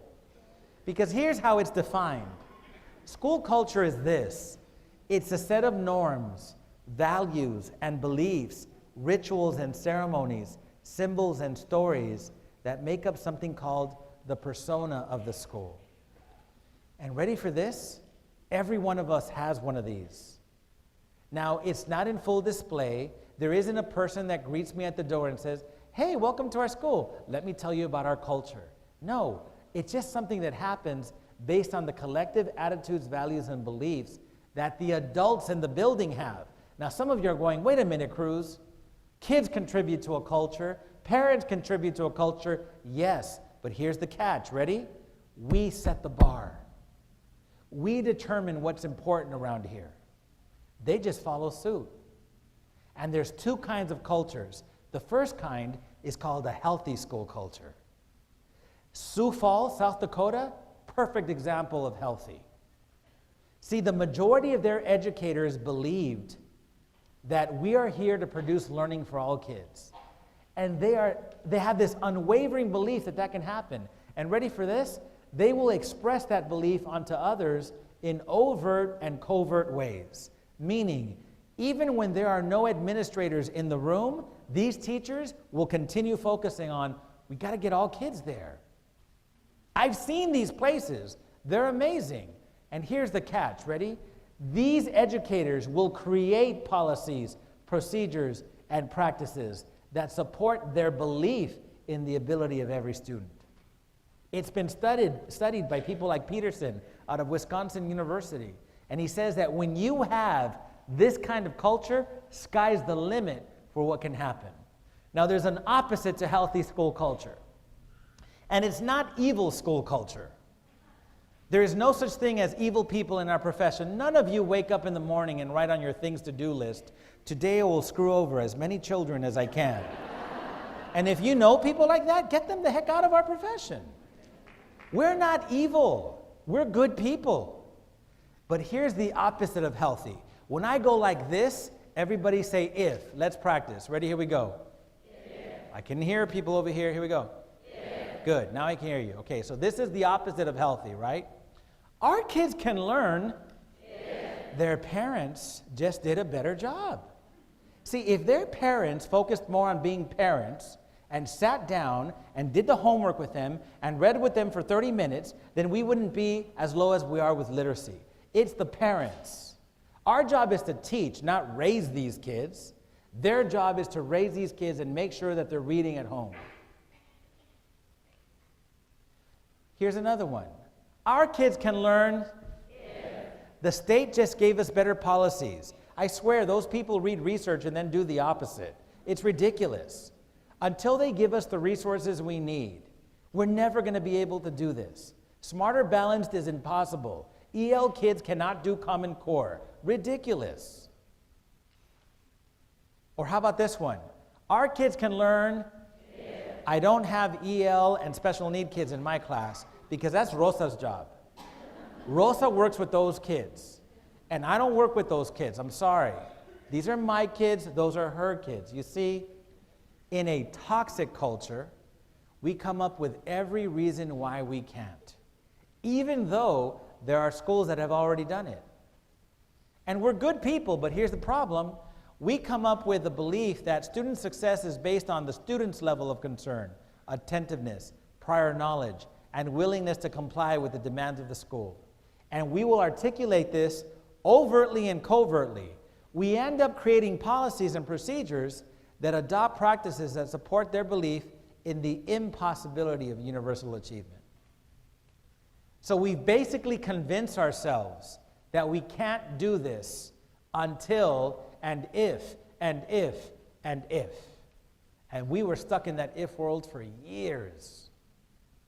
It wasn't until we stopped looking out the window for answers and started looking in the mirror that we figured it out. And my friends, here's the deal. Culture eats structure for lunch.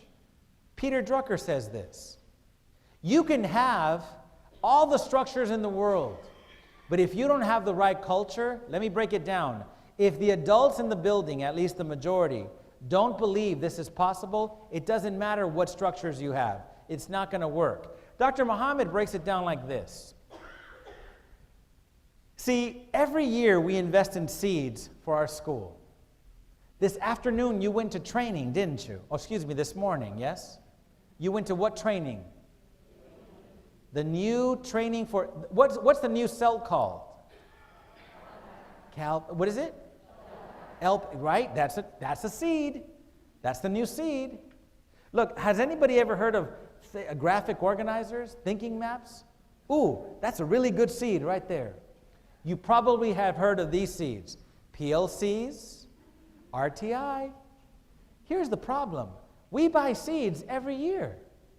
What if the seeds aren't the issue? What if the issue is the soil is toxic? We keep planting these seeds in toxic soil. Are they ever going to grow? No. But that's what we spend our money on, and that's what we spend our training on. Maybe we're going to have to retoil the soil before we plant any more seeds. In other words, we might get commitment from our faculty and staff that we believe that this can happen, and we're willing to do whatever it takes to make it happen. Then maybe the seeds will work. Maybe the problem isn't the seeds, it's our soil. So my friends, here's the big question for you. As we proceed to embrace the adult behaviors that will be needed so as to ensure high levels of learning. Now let me be clear. When I say high levels, you know what I mean? Grade level or higher. I'm not talking honor courses, AP courses. I'm talking we need all kids learning at grade level. Can we agree that we need all kids reading at grade level? Yes or no? We want to make sure they're writing at grade level. That's what high levels mean. So here's the thing. If we want to make sure that this is happening for all students, including our EL students, how ripe is your school's culture for effective implementation of the science of our work? Do you feel there is sufficient adult commitment so as to implement the science of our profession? Now, this question is super important.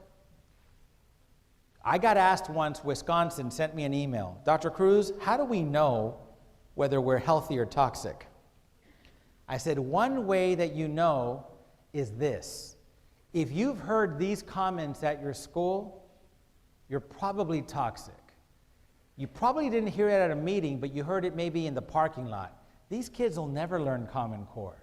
It's too hard for them. If you've heard, these parents are responsible. If you've heard, we could never do this, it doesn't make you evil people. It doesn't make you lazy people. But with all due respect, it makes you toxic. If that's the language you hear around you, then we have some work to do. So here's the million-dollar question. Ready for this?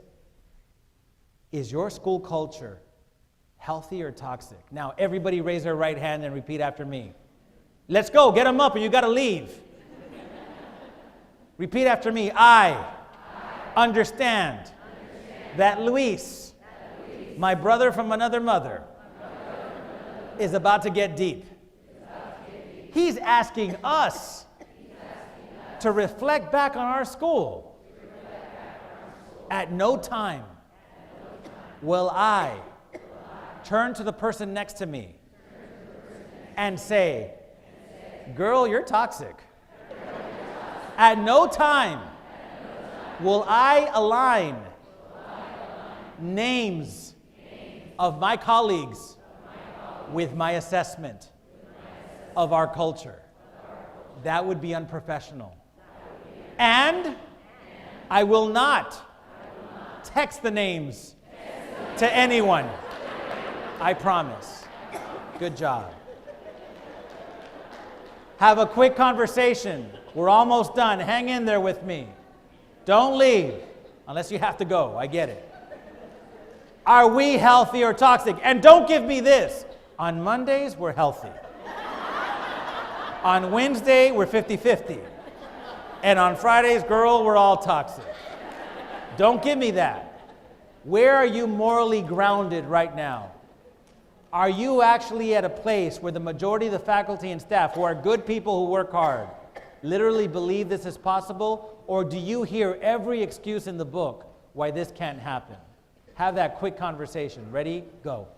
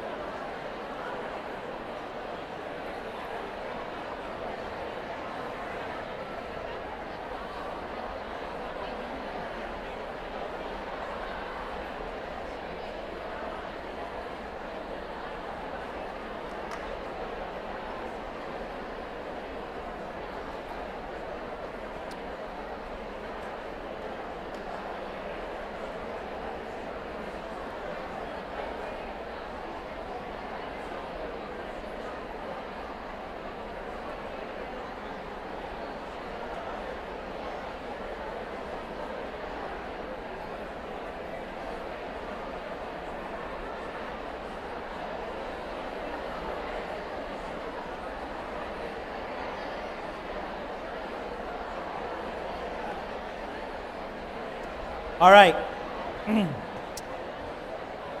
Let's begin winding this down. My friends,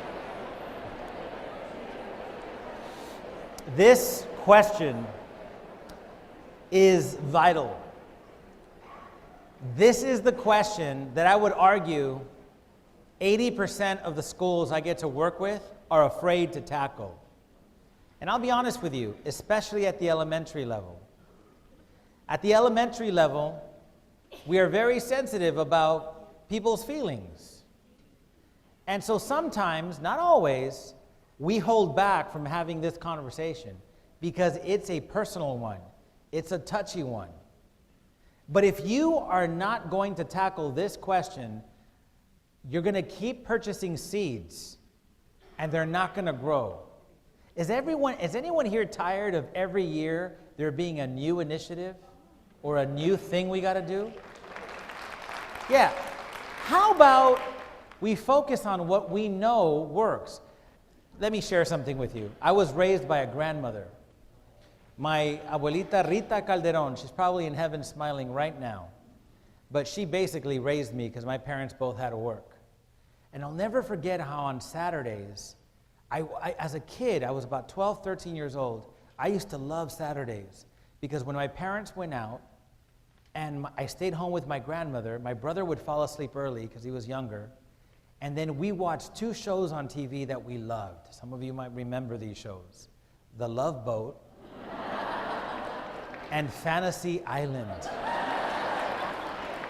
Now, young people, Fantasy Island is an adult programming, okay? It's the name of a show with a guy named, remember, Ricardo Montalban? So my grandmother had a crush on Ricardo Montalban, right? And we would watch these shows. And she especially liked Fantasy Island, right?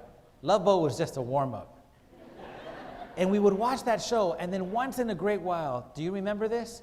At the end of, right at 11 o'clock, at 10:59, the words, "to be continued," would come up. And my abuelita would look at me like, ¿qué pasó? And I'd say, abuelita, dicen que la próxima semana van a seguir. Ay, Dios mío.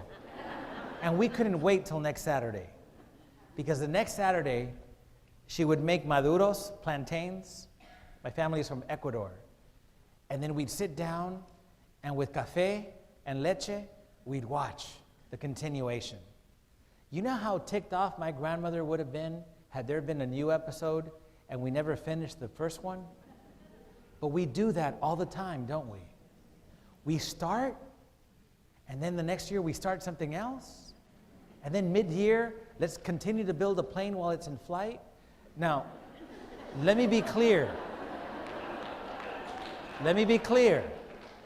I'm not saying that we should not invest in the science of our profession. But stop wasting your time on seeds if you got soil issues. Focus on your soil. Figure that out.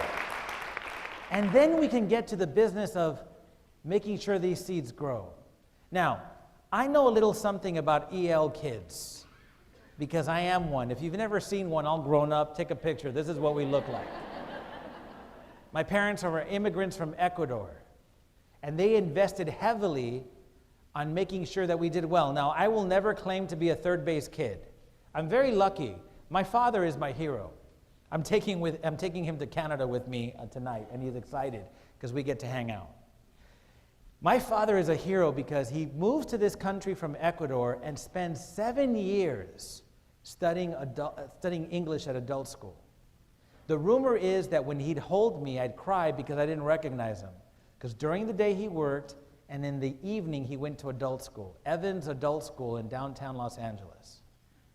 And then, after he learned English, he enrolled himself at Cal State LA, and 8 years later graduated with a degree in civil engineering.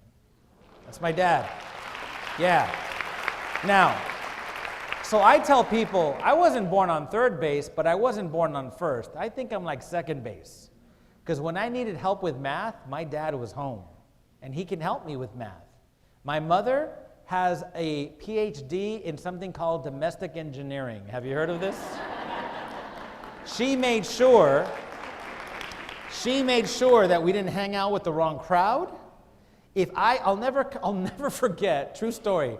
One day I came home with a red bandana. Remember when bandanas were huge? I thought I was going to be a rebel. So I put one around my head and walked in like, shoot, what is she going to do? I sat down at the table. My mom was serving dinner. I'll never forget this. Everyone's quiet. My mom walks over to me, slaps me across the head, grabs the bandana, goes to the sink, lights it on fire for everybody to see, dumps it in the sink, and says, who's going to say grace before we eat? That was the last time I ever wore a bandana. Yeah. So you see, I'm lucky. I had those kind of parents. But many kids don't have those kind of parents. It doesn't make them bad parents. They just don't know better. It's up to us to teach them how to be effective parents. So my parents invested in me making sure I learned English. Here was my tutor in English. Do you recognize him? Does anybody recognize this actor? That's Morgan Freeman. Before he was saving the White House, he was on a show called The Electric Company. Does anybody remember that? That was my mom's version of ELD. Siéntate, repeat. Remember this part, the silhouettes? Shh, ape. Summer. Sail, boat. And we'd look at each other like, yeah, we bad. We talking English right now. Thank God for the Electric Company and Sesame Street. Now, ready for this? Here's what I've learned about EL kids. Unless they have an experience with the language, they're never going to learn it. My friends, you can put 1,000 words in that beautiful word wall, but unless they have an experience with the language, they're not going to learn the language. You know when I discovered this? As an adult. I'm in college. I have a roommate from Colorado, se llamaba Brian. He didn't speak any Spanish. Good guy. He was studying to be a doctor. One day he comes home, I have a high fever. He goes, Luis, you don't look good, man. Do you need me to go get you something? I go, yeah, brother, can you go to the pharmacy and get me this ointment that my mom rubs on my chest and my nose and my feet? And he says, look, I'm not touching your feet, man. And I'm not touching your chest, but what's this ointment called? I looked at him and said, it's called Viva Peru. And he goes, Viva por what?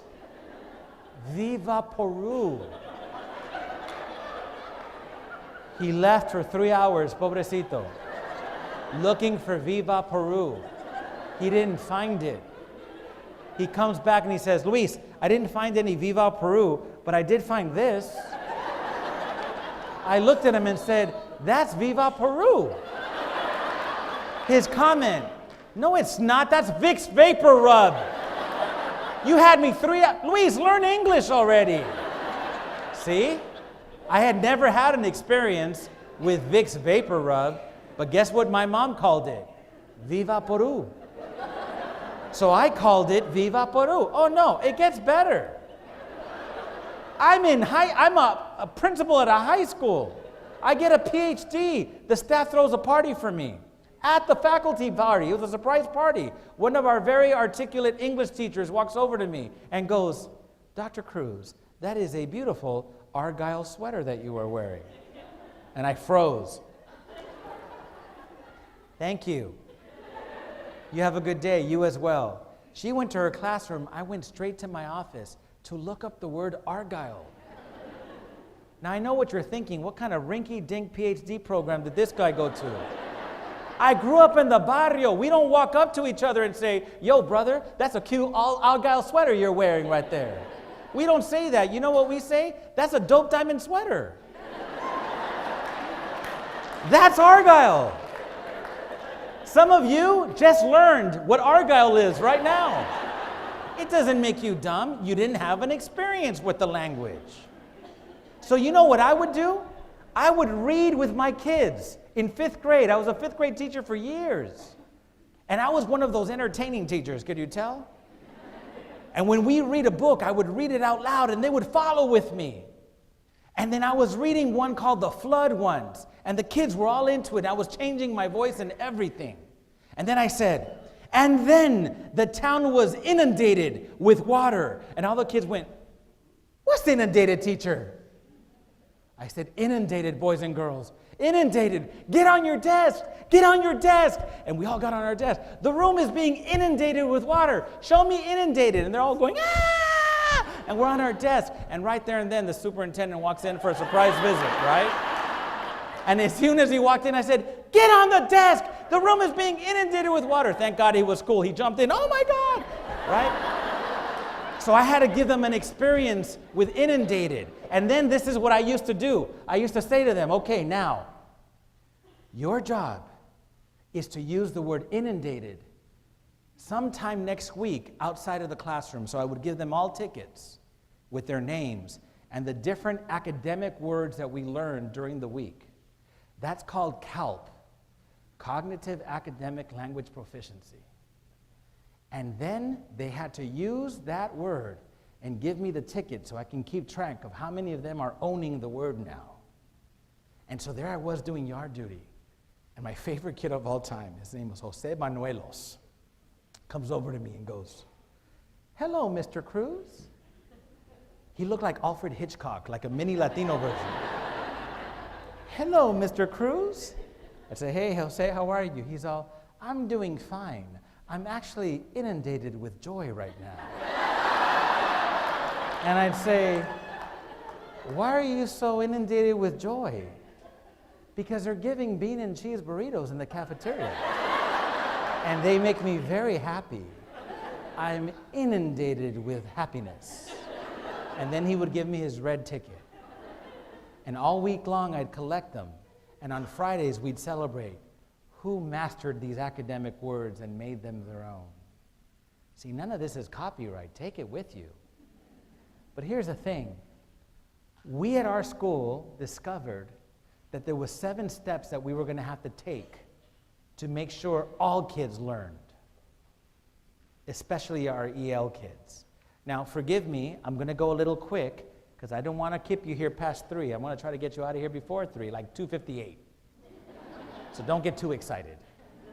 So I'm quickly going to explain to you how we at our school implemented the science of what we learned needed to happen. Step 1 was we assembled a team. Now, in this book called Good to Great, a book that looks at how organizations go from being good to being great, you know what they say? They said this: to decide where to drive the bus before you have the right people on the bus and the wrong people off the bus is absolutely the wrong approach. When I read that, I was like, well, in our profession, we can't kick people off the bus. Have you noticed that? But you know what we can do? We can realign the seating on the bus. So we did. So we had a leadership team at our school. Now our leadership team was different than most. We didn't focus on what color should we paint the doors. We didn't focus on, is the mural going to go on the north side or the south side? That's called managing the building. We had a leadership team that looked like this. Now this is a team, yes or no? See, everyone knows what they're there to do, and they're passionate about it. And we had a leader, a teacher leader, who would work with administration to make sure we knew what direction we were going in. And these were the things that we focused in on. Ready? At the high school, we focused in on this. Who's graduating and who's not? We focused in on, do we have sophomores that are sophomores on paper but really have freshman credits? We focused in on this. Why is this child still an EL when they've been in the EL program since kindergarten? See, those are the topics that a lot of schools avoid. Our leadership team took them on. And I had one at the elementary, middle, and high. And once that team was established, one person decided, okay, it's time for us to build a task force. See, here's our leadership team, and one of our teachers, her name was Rosa, decided we need to do something about this. Because here's the thing, we can't admire the data only and hope that the kids get better. So we created our own task force. So there was the leadership team, and then we created a task force because the data made it very clear. Your EL kids are not learning. You need to do something. So our team was created. Now the principal was on the team, but this was the real leader. Her name was Rosa. Now when I first approached Rosa and said, Rosa, how do you feel about a team of people focused on EL kids? She said, great. And I said, but I need you to be in charge. She said, not so great. And here's the excuse she gave. It wasn't even an excuse, it was a reason. Here's what she said. She goes, Luis, I don't have enough time. And see, here's what our leadership team decided. She's right. See, she taught 5 English classes and one prep period for those 5 English classes. Here's how we changed it. We gave her 4 English classes, 1 prep for those 4 English classes, and 1 hour a day, we gave her a prep. We actually bought a prep, $13,000 of our Title I money, to give her an hour a day to be the leader of the EL task force. Did we support her? She was excited. She goes, I can do this now. The first thing we noticed is that the people that were teaching ELD at our school didn't know what they were doing. They were good people, but they were English teachers who had gone to school to learn how to teach kids who already know English. Are you following? Teaching kids who are learning English is different, yes or no? So we decided, look, you 5 people go back to teaching English. We're going to hire a brand new ELD teacher, someone who's passionate about working with these kids and knows how to implement the science of how you work with them. And we found him. His name was Jesus Gutierrez. Now, Jesus came from the elementary rank. So when we were doing interviews, we were confused as big, bad high school people. We were like, does this little elementary school teacher know that he's applying to be at a high school? So we asked him, sir, you know this is a high school position. Here's his response. Yes, I do. I said, why do you want to work at the high school? This is what he said. I'll never forget this. Because I'm tired of helping these kids at the elementary only to see them screw up when they get to high school. He had an attitude, and high school people love an attitude. And then he said this, and you know what? I was born in Chihuahua, Mexico. My parents came here, and I was an EL at 13, and I made it. I made it all the way to UCLA. I even played football at high school, and I went to UCLA, and he starts crying during the interview. Now, why did he start crying? No, because he's from elementary. That's what you people do. You cry. You cry on a good day. But he wasn't crying because he was weak. Why was he crying? Because he was what? Passionate. And passion is what we needed. And as he's talking, I'm thinking, oh my God. I almost started crying. Because I was excited. This is the guy. He leaves the interview. I look at our panel of high school people, and I said, what do you guys think? This was their response. I don't know, Cruz. He's a crier. We don't cry at the high school. We make people cry, but we don't cry. Thank God we convinced him. We convinced them to give this guy a shot. This guy was amazing. He comes in early in the summer to decorate his classroom. He's got borders everywhere. He wanted to create a rich environment, not just because it looked good, because he knew kids responded to that, yes? Then he wants to meet with the counselors, and he asked our counselors, how do you place these kids? And our counselors gave them a very complicated formula that we use. Ready? I'm in charge of last names A through C. I'm in charge of last names D through G. And he said, wait a minute. So all 7 of you are placing, and listen to his wording, my EL kids everywhere. So they're lost and confused. So what we need to do is, instead of all 7 of you being in charge of the EL kids, how about if 2 of you have that as your specific focus? There's so many of them here. And that way, you place them in cohorts with the right teachers so that I can then amplify their English language development when they come to me for Tier 3 remediation in English language.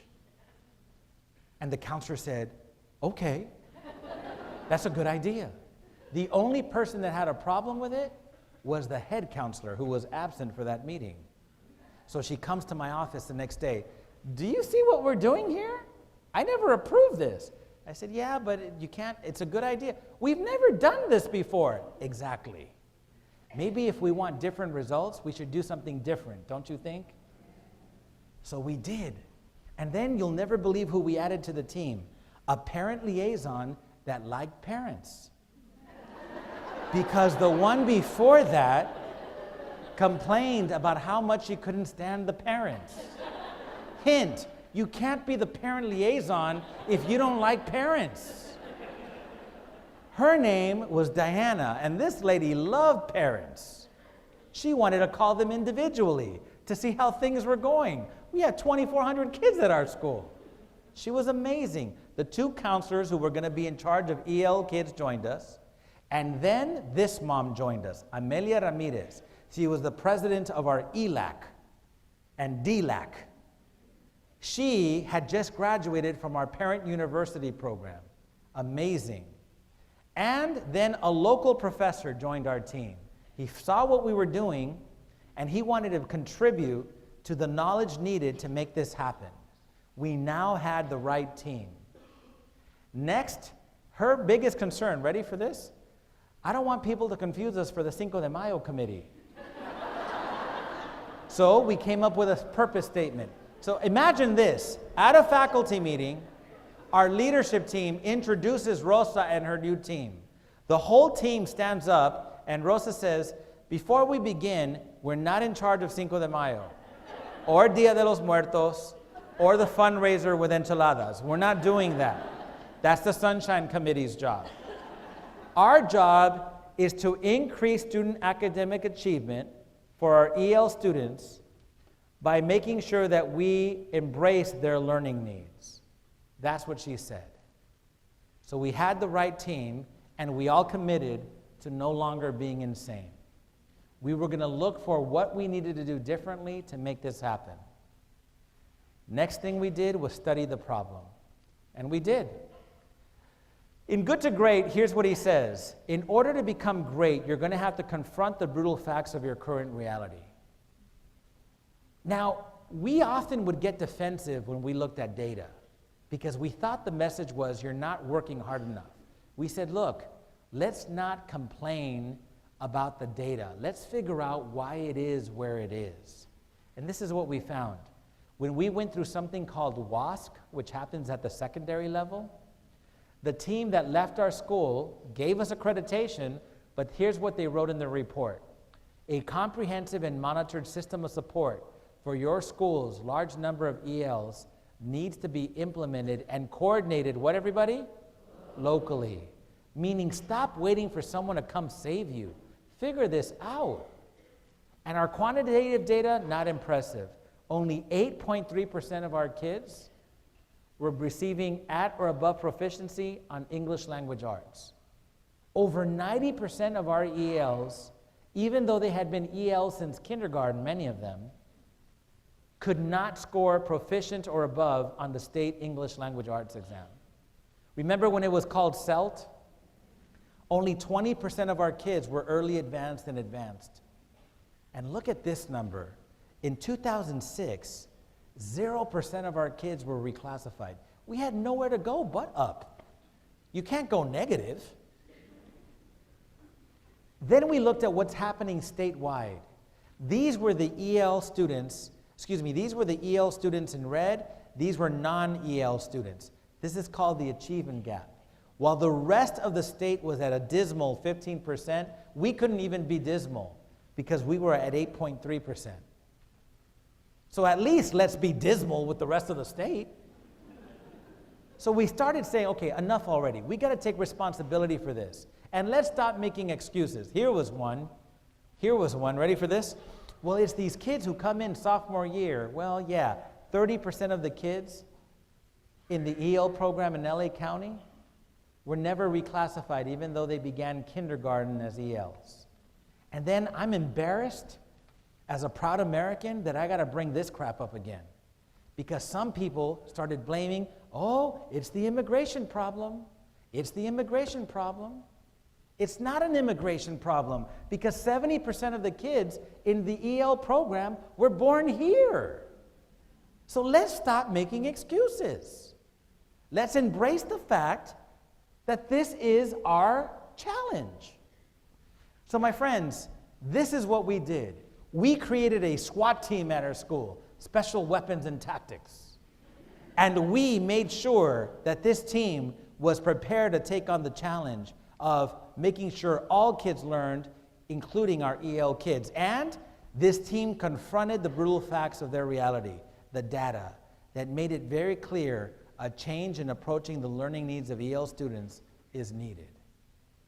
So, if you don't have a team of people tackling this at your school, you may need a team, because usually we give it to one person that's exhausted by the end of November, because they're doing compliance and they're expected to figure out what we need to do to help EL kids. Well, the next thing we did is we found solutions. We visited a school district that had stronger data than us, even though the demographics were the same. We literally went to that school for 2 days, Escondido High School near San Diego. Had an amazing faculty and staff. So we took 2 people from math, 2 people from language arts, 2 people from science, and we went down there for 2 days, and we were convinced that they were doing things differently, and it was that difference that was producing different results. These people came back, sold, and the math people went to go speak to their math people. The science people went to go speak to the science people about what they had seen.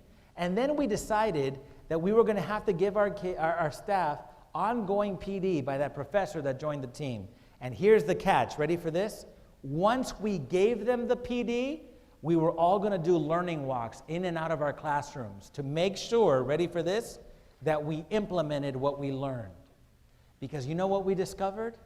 We were really good at going to PD, not very good at implementing what we learned. And that was a major problem at our school.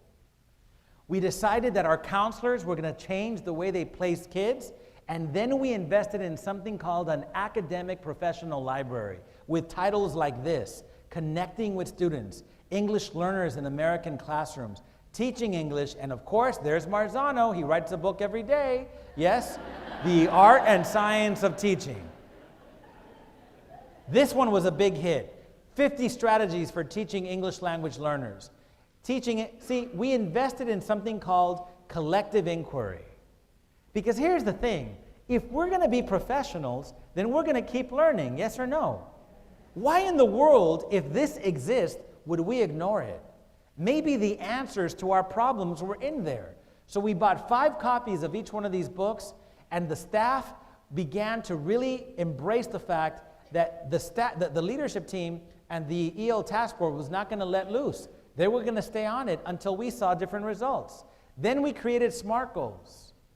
You've heard of these before, yes? Specific, measurable, attainable, results-oriented, and timely goals. We decided, look, this is what we want to accomplish. We want to go from 8.3 to 20% proficiency. Now, I'll never forget when Rosa told me that. I said, Rosa, that's kind of high. I'd be happy with like 12. She goes, no, Luis, we can do 20. I said, okay.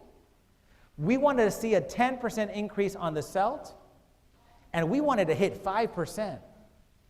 Now, when this was introduced to the faculty and staff, someone said, 5% is kind of low. And then we said, we're at 0. 5% would be like revolutionary.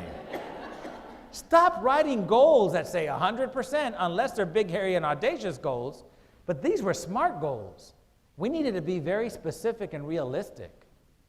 Then we decided to create a plan. And our plan included lowering the affective filter school-wide. You know what we used to do to our kids when they came to our school speaking a language other than they were brand new? We would give them their schedule and say, okay, we're going to walk you to your first class and then leave them alone the rest of the time. That's crazy. So we invested in something called peer counselors. Our counselors worked with 25 seniors and juniors and taught them how to welcome new kids to our school. And we made sure we had kids who spoke the language of whoever was coming into our school. So I'll never forget, I said, listen, once you get these kids, you give them a tour, and you invite them to eat lunch with you the first day so they have someone to eat lunch. And the kids were all great with that. And I said, and it doesn't matter where I am, I'm the principal of the school, you find me and you introduce me. I don't care if I'm giving a presentation to the Board of Education. These kids are more important than the board. So you come in and you find me and I will stop what I'm doing and I will greet them. So sure enough, one day I was meeting with the superintendent in my office and I get a knock on the door and it's one of the kids giving a tour to a brand new Chinese family who's come to our school. And they walked in and the young man said, Dr. Cruz, these are 2 new brothers and sisters who have joined our school. And I looked at them and I said, Ni hao mao, wa heng hao? And the kids went, ah, da, da, da, da, da. And I went, Ni hao mao, wa heng hao? But then I reached out to them, grabbed their hands, and I said, tell them that I'm really happy they're here. And then he told them in Mandarin, he's really happy that you're here. He's the principal. And I said, tell them that after school, I'd like to invite them to a Slurpee from 7-Eleven, and we can talk about how their day went. And then I heard him say, Slurpee. And I wanted them to feel connected because even though I wasn't Chinese, I wanted them to know they're important. And so we started lowering the affective filter at our school, making sure kids felt welcome. Then when teachers were collaborating, I said the C word. Everybody repeat after me. There's a difference, between collaboration and collaboration. Remember that. Because we had learned how to collaborate at our school. So you know what happened? We started looking at the data for how did our English learners do? And we started collaborating around that. And then we created mandatory professional development for all teachers, ready for this, during the day. So we were not going to ask our teachers to invest in time after school or on Saturdays because we did not want them to choose between the children they loved at home and the children they really liked at school, because the kids at home will win. So we said, we will respect your time, but it's mandatory. We all have to do it. Now, I'll be honest with you. This is where adult drama kicks in. Because, see, we hired something called, have you heard of these people? Effective subs to come to our school. And they would relieve our teachers for 2 hours so that we can study all those things that we know help our EL kids learn. And on the first day, I noticed that 3 of the subs were attending the training.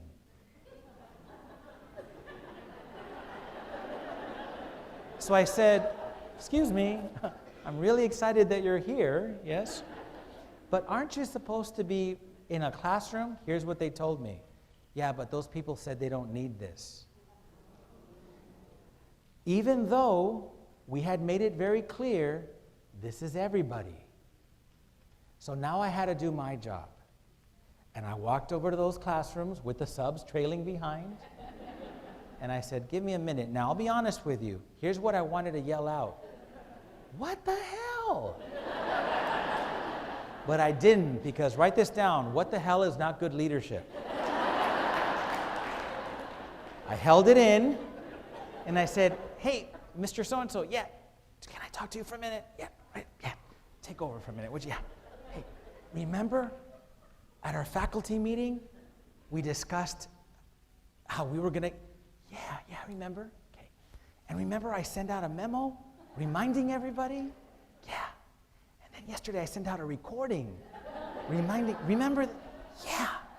But Dr. Cruz, I don't need that training. I'm good. I said, no, you need to go. Because see, I know you've been here a while, but you can then share what you know with other people who need it. And I need you there. Okay, Dr. Cruz. Now, 2 people went back with that kind of attitude. All right. The last person? The last person was like, no, excuse me. I don't need that. I don't want that. I said, no. Let me be honest with you. And inside, I can feel it. What the hell? What the hell? But I didn't say it. I said, listen, I'm not asking you to go. I'm telling you, you need to go. You'll never believe what she did. She filed a grievance. And I'll never forget the grievance. I should have recorded it. Here's what it said. Ready? He's making us learn during the day. Now, here's what she didn't know. Our association representative was on the leadership team. She had to be. Because I was not going to do this with our association. And she was amazing. You know what she said to us? Cruz, we don't have a problem with this happening. If it was happening after school or on Saturdays, we'd have a problem with it. But the fact that it's happening during the day, we don't have a problem with it. Do you mind if I speak to my member to clarify? I said, absolutely. I don't need more telenovela than I need. Go ahead. You handle that. We're good. She did. So here's the thing. This wasn't about, I don't want to do it, so I'm going to file a grievance. If something was being violated on our contract, okay, let's talk. But there was no violation. So some people had to come to grips with the fact that it wasn't, I run to my association whenever I don't want to do something. If somehow we're disrespecting your time, let us know. It was a hard lesson for many of us, but you know what? We invested in learning. And here's the thing, we also decided to create a summer academy for the EL kids at our school, levels 1 through 4. And you'll never believe what we did. We made it mandatory. Now ask me right now, how did you make it mandatory? Ask me. How did you make it mandatory? We told the kids it was mandatory. That's how we did it. Come on now. The adult will for kids to learn has to be stronger than the kid will to not want to learn. And here's what we said. Hey, boys and girls, this is a summer academy. This isn't summer school. The summer academy is a unique opportunity for you to learn listening, speaking, reading, and writing. 1 week at each. And then our liaison that liked parents called all the parents and told them, hey, esto los va a ayudar mucho. Es que nos íbamos a ir a México 19 semanas. No, señora. We need you to be here. You can't go to Mexico for 19 weeks. Summer is only 8 weeks. We got them there. And then we created something called the Parent University Program. You know what the Parent University Program was? Us teaching parents how the educational system here worked. Have you heard this myth? Low-income Spanish-speaking parents don't care about their children's education. No. That's a myth. That's right up there with Loch Ness Monster and Bigfoot. Of course they care. Why do you think they call you maestro or maestra? Out of respect. Just like we in the American culture respect doctors, none of us are going to burst into a surgery, just give me the scalpel, come on. No. See, we had to reach out to our parents and show them how to help their kids at home. And they came. We started the Parent University Program at our school. Every Tuesday morning and Tuesday night, parents, English and Spanish speaking, came. And when they didn't know about it, our parent liaison called them and brought them in. And we learned. This mother is explaining to this mother right here. She's explaining Why it's okay to send your girls to college. Because you know that in our culture, you don't leave to college until you what? You don't leave the house until you what? Get married. No, so she's explaining, look, and they didn't get pregnant, and they learned a lot, and now they don't have to depend on a man the rest of their lives. How about this one? These were fathers right here. You know what we taught our fathers? We're glad you bring home the bacon, but we need more. We need you to participate with your wives and help these kids learn. You know why Mrs. Ramirez is happy? She's graduating. And you know what she did? She came up to me and goes, Dr. Cruz, I know now that A on the report card or F on the report card doesn't mean fantastico. See? Amazing. We implemented the plan. Now, our kids were on a documentary. You can find it on YouTube. Let me give you the address. BPHS ELD Student Voices. You know that crying elementary school teacher? He recorded a video of our kids talking to our faculty about what helps them learn. And you know what they said? When you use movements, when you show us pictures, when you don't ignore us, that helps us learn. But when you put us in the back of the room and you tell a kid to translate for us, we feel like second-class citizens. Someone uploaded that to YouTube. You can see that. It was amazing because they were guest speakers at our faculty meeting. The teachers became students, the students became teachers. And finally, we asked ourselves, is all this worth it? Here's what happened to our data. These were our SMART goals. This was our data. We went from 8.3 to 25.4. And then we hit 28.3, 20 to 35 to 40. And look what happened here, 0, 1.8, and then bam. It wasn't a program, it was the task force working with our faculty and staff to make sure good things happened. We closed the achievement gap, and we end up proving that that summer academy worked. This is why our kids did so well on the CELT, because in the summertime we invested in listening, speaking, reading, and writing for all of them. You know what we learned, my friends? We learned how to produce an encore. Give me 5 minutes of your time and I'm going to finish up here. An encore effect is what Mark Sanborn writes in his book called the encore effect. 3 weeks ago, I went to the Depeche Mode concert. I even wore eyeliner and everything, yes? Young people, Google Depeche Mode when you get a chance. But they were so good that we clapped after their first set, and they came back out because we were saying encore. Well, this book talks about how you can produce an encore effect in every aspect of your life. Can you imagine, teachers, on a Friday, you're tired, you've set up your class for Monday, you walk out to your car, your kids are standing around your car, and they're all going, encore. That was amazing. Imagine. Well, in this book, he defines what it means to be a professional. And here's what he says. Ready? He says that if you want an encore, you have to behave professionally. What is a professional? A professional is someone who worries more about the impact of his or her performance on the client than the client does. See, our clients is not the school district. It's the kids that we serve.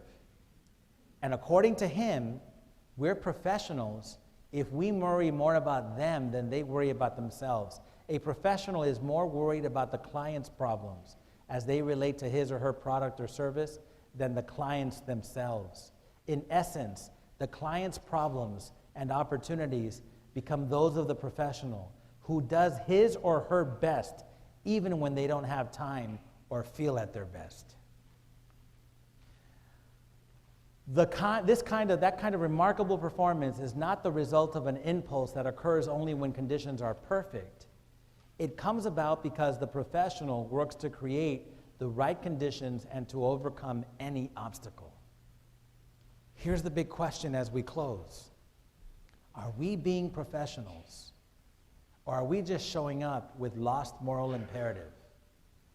This lady right here, this lady is a perfect example of professional. Her name is Karen White. She is still is a special needs aide at Holland Middle School in the Baldwin Park Unified School District. I got a chance to work with her. This woman changed this kid's life, Richard Gallegos. He had been kicked out of class for not doing his homework. Now, this kid was dealt an ugly card in life. He didn't have a father, never met his dad, and his mom ran off with a boyfriend and left him to be raised with 3 dysfunctional family members, and on top of that had learning needs. She walks by him, asks why he's standing outside. He yells at her and says, "Leave me alone." She walks away, and then she stops. And she goes back because she tells me that something told her, don't give up on that kid. So she came at it with a different approach. She said, "Richard, are you hungry?" He said, "Yeah, because I got bean and cheese burritos in my office. If you'd like one, we can go eat." His next reply, "All right." So they went. And while they were sitting there, she tactfully brought it up. "Hey, Richard, since you're here already, what do you think about finishing your homework right now for tomorrow?" So he gave in, and he didn't get in trouble the next day. The next day, he's walking around. She walks over to him and goes, "Hey, you want a cheese and bean burrito?" And he says, "All right." This lady was stacked with cheese and bean burritos in her office.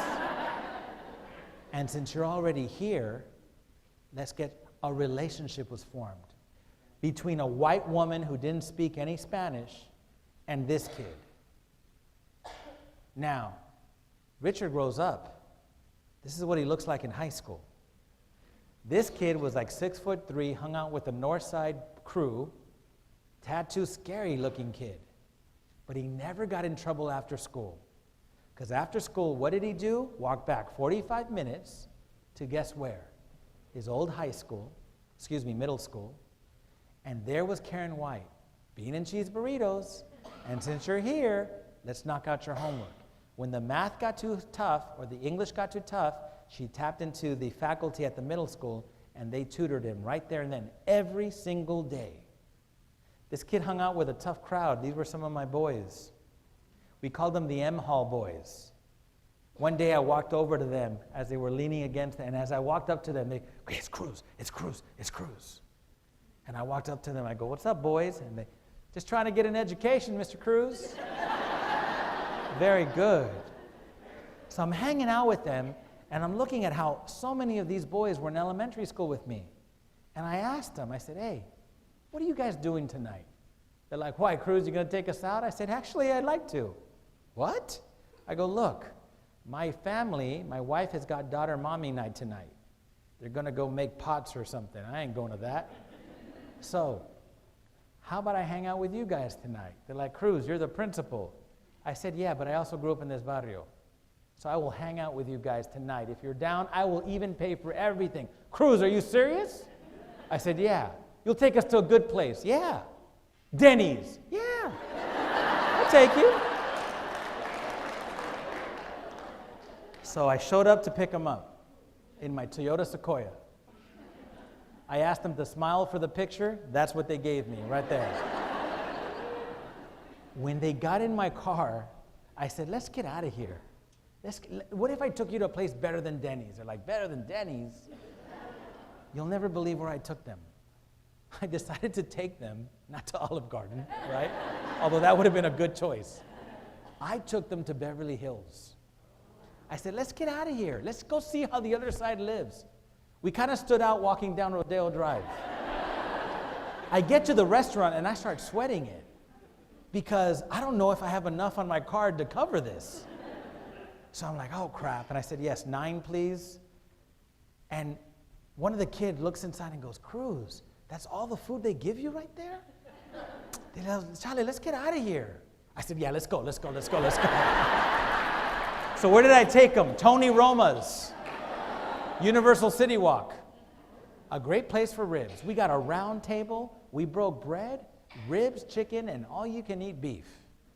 And we bonded. And I shared with them how I got suspended in high school once because I got in a fight. They're like, "You, Cruz?" I said, "Yeah, but you're the principal." We're not all innocent. They shared with me some of their hopes and aspirations, and they shared stories that would have made high school people cry. how they lost a father or a cousin. It was amazing. And then they got delusional. Cruz, you going to buy us beer? No. Then I took them to a movie, and at 2:30 in the morning, I took them all back home. Richard was the last one to get out of my car. This kid never smiled. That was him all the time. He didn't smile, but he looked back at me, and you know what he said? Cruz, that was cool. Thank you. Richard kept getting in trouble during the day sometimes. And when he did, I called Karen White. But because that lady never gave up on that kid, you know what happened to him senior year? His attire changed. That kid graduated from our school. Now, let me be clear. This is not a Lifetime movie. He didn't go to Harvard and become a surgeon. But this kid, last in his class to graduate, made it. And I'll never forget when he came down those stairs, I hugged him, and for the first time I saw him smile. And you know what he said to me? Cruz, one day I'm going to take you out to dinner. Then I didn't see him again. I get back into my office after taking pictures with the seniors, and guess what I see on my desk? My door that was locked, by the way. The most expensive bottle of tequila I've ever seen, with one swig missing, from Richard. So I said, screw it. It's amazing.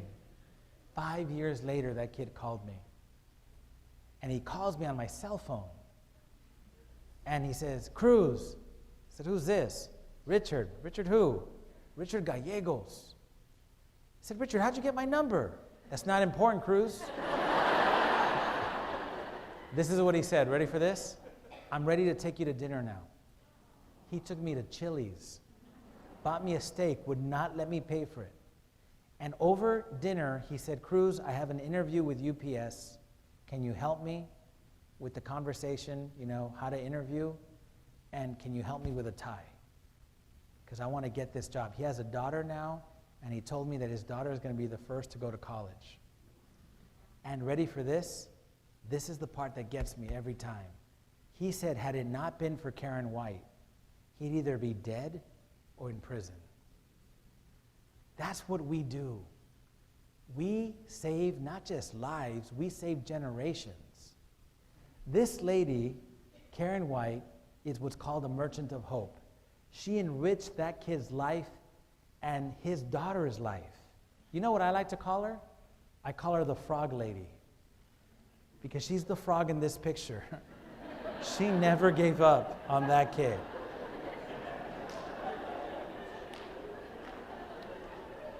Let me end with this. My reason for being here today was as a fellow educator to remind you that there is a science out there that you are more than willing to tap into. One little 3-hour talk isn't going to change anything. It might give you a little bit of insight, but in the end, here's the big question for you. Ready? How willing are you to change the current reality at your school? Do you find yourselves looking out the window for answers instead of in the mirror? How are you going to begin your journey to making Modesto schools the best schools in the state first, and then maybe the nation? It's possible. You just got to want it. And you have to be willing to embrace that success doesn't look like this. It looks like this. This is what this is about. Now, let me give you a visual to remind you of this. This is how I knew I was getting older. I just turned 46, and this is how I know I'm getting older. Because when kids dress like this, it drives me crazy. I like belts. I think they're cool. I heard you all got a chance to meet Pedro Noguera, am I correct? God, he's amazing. I got a man crush on that dude. He is so awesome. I heard him say something once at a conference that I'd like to end this with. So you started the year, or last year, with Pedro Noguera. Let me remind you how awesome he is. Tell me if this doesn't ring true. This is what he said. Our children will elevate their pants when we elevate their minds. Have a wonderful school year. Thank you for allowing me to be part of your day. Have a great day. Thank you, everyone. Thank you very much.